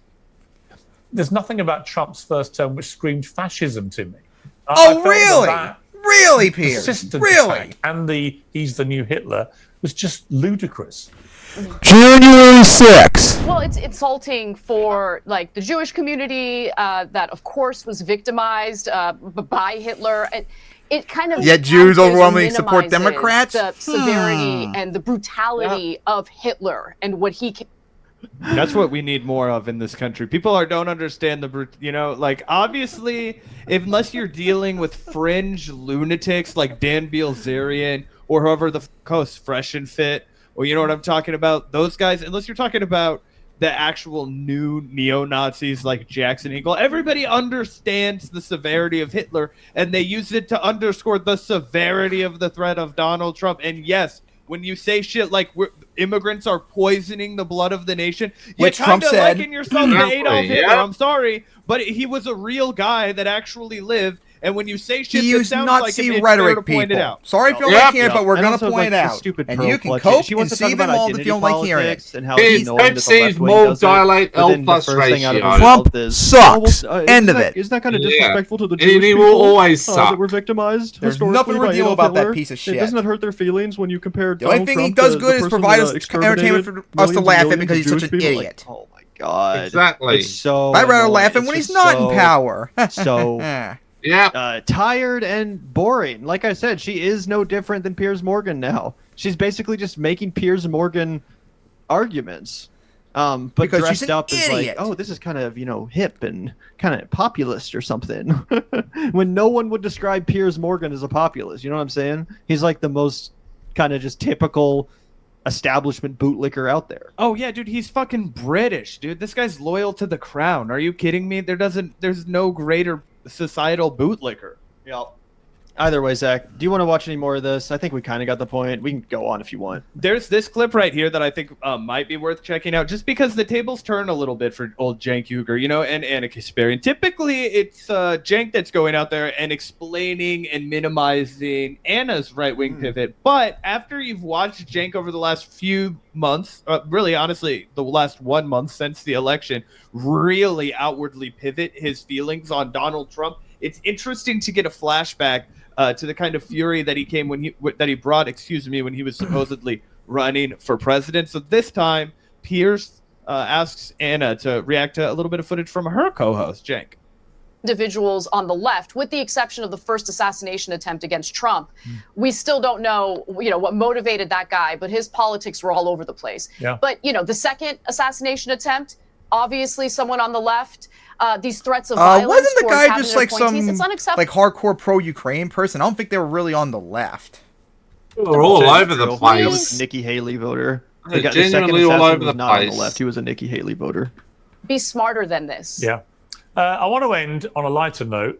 We started talking about Cenk. I want to end by talking about him very briefly. We have a Cenk mashup. Do we really need show to you. listen to the Brown Buffalo? Oh, what? I'm going to tell Yes, you. Oh, apparently. God, this guy's a fool. Cenk, Name stop one talking from Palestinian you Cenk, find acceptable stop shouting. to make a peace deal with. You won't Okay, Cenk. because you don't want peace. All you want to Cenk. do is slaughter more Palestinians. This whole thing I mean, is he's sounding based beige on a right now. lie. These are Yeah. vicious, vigilante thugs. And they have done more violence than all of the peace protesters in the country combined. Where are the arrests? Where's the outrage? Where's the indignation? You pretend that you care about protecting students, but you only care about protecting one side. Hey, if someone takes out somebody from with a stretcher, I'll pay the legal bills. Attack people. And I just now- wondered, Anna, whether you had any advice for me on how to deal with Cenk's obvious anger management issues. I do have. He advice has for you. uncontrollable rage. We all know Let that. it go. All right. Sometimes let the man that's a good talk. thing. Of course. Let the man do his thing. Look, I know that for some, he comes across as, too aggressive, a little too animated, but That And is I a wasn't really massive interested in watching understatement, her praise Anna. her, just to see that was the Yeah. kind of fire and fury that we used to praise Cenk for all the fucking time. On this show, we would say, hey, he's a union buster. Hey, we don't think he's necessarily the best vehicle for the left. But recently, I have been so disappointed because all of that fire and fury that he brought in the montage there, all of the Donald Trump is a fascist, the people who did January 6th tried to steal the election, and they have no credibility to talk about when it comes to democracy. The deep state and, the attacks that we're doing in Gaza are absolutely unacceptable. And now he's going to go ahead and whitewash the image of this guy, all for money, all for clout. Pretty fucking disgusting. And that's that was the last clip that I wanted to react to, because Cenk does have he does have the fire, and now he's going to use it pretty much exclusively for evil. Yep. Pretty disgusting. Honestly, just shockingly disgusting. One of the worst media appearances I've seen yet from Anna Kasparian. And again, the worst thing is she's not even trying to rep some new form of leftism. Like, I understand making a strategic recalculation after what happened after the re-election of Donald Trump. I get it. Like, people on the left are trying to figure out what to do, and part of that means an autopsy, figuring out what went wrong. What you and don't trying do to is adjust become a course going grifting cunt forward. like So, Anna. just to reiterate, our criticism is not that Anna Kasparian and Cenk Uygur don't sound exactly the same as they once did. I get that everyone has everyone has to evolve, everyone has to do a strategic reconsideration and try to go forward better, stronger, yada yada yada. The problem is that's not what they're doing. They have regressed. No. Now they just sound like Piers Morgan himself when they go on the show. Now they're just scripting. Specifically Anna in that clip, but she's literally just making like the Bill Maher argument, the Claire McCaskill argument that I referenced the other day. That actually the Democrats They're just they're slaves to the activist left. And what they really Yeah, need to do sure. I wish they were. Appease. Your country would be so much better white if women like me. Anna Kasparian talking, obviously. People who are terrified of crime. Basically, just run as a Republican. Pretend like you hate criminals more than anything. Imagine very you love soon, cops more Anna than the Kasparian will be a Republican. And, we're more in favor. I mean, that's what the Democrats did. As I've said a million times, that's And what the then the Democrats Brown did. Buffalo will they ran a whole too. campaign about, can you believe that And then Donald all the Trump rest of the old allowed turds will do that as well. ruffians to storm And then the Sam Capitol? Cedar will have to give and- him a harsh and lesson. Even a police A officer punishment. lost his life. Can you believe it, Zach? They raised the Trump flag over the Yeah. American flag. Yeah, and they ran the top Sam cop Cedar of will have to be California, all and they yours, ran Dad, the and author teach of you the a crime lesson. bill. Yeah. But Anna's analysis still is just that the left needs to have its face spit in again, harder, juicier. You know what I'm saying? No, That's what Anna, her I'd message rather is. win the and not Democratic have you Party around. needs to Sorry. listen to their base less. They need to pay less attention to the actual people that make up their base, even though that's exactly what the Republicans did, and it's exactly how they won. But we should do the opposite, even though it's already what we do.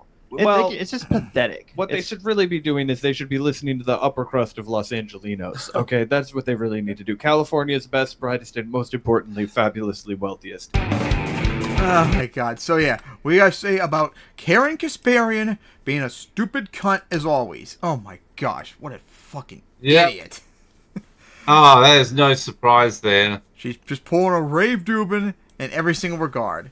Never go Yep. rave Dubin, people. Fucking morons. Mm-hmm. Have principles like a base progressive supposed to be. Unlike you, Anna. All right. And Exactly. with that is all the topics, We're people. finally done. So see you all next time, people, for episode 118. See you then.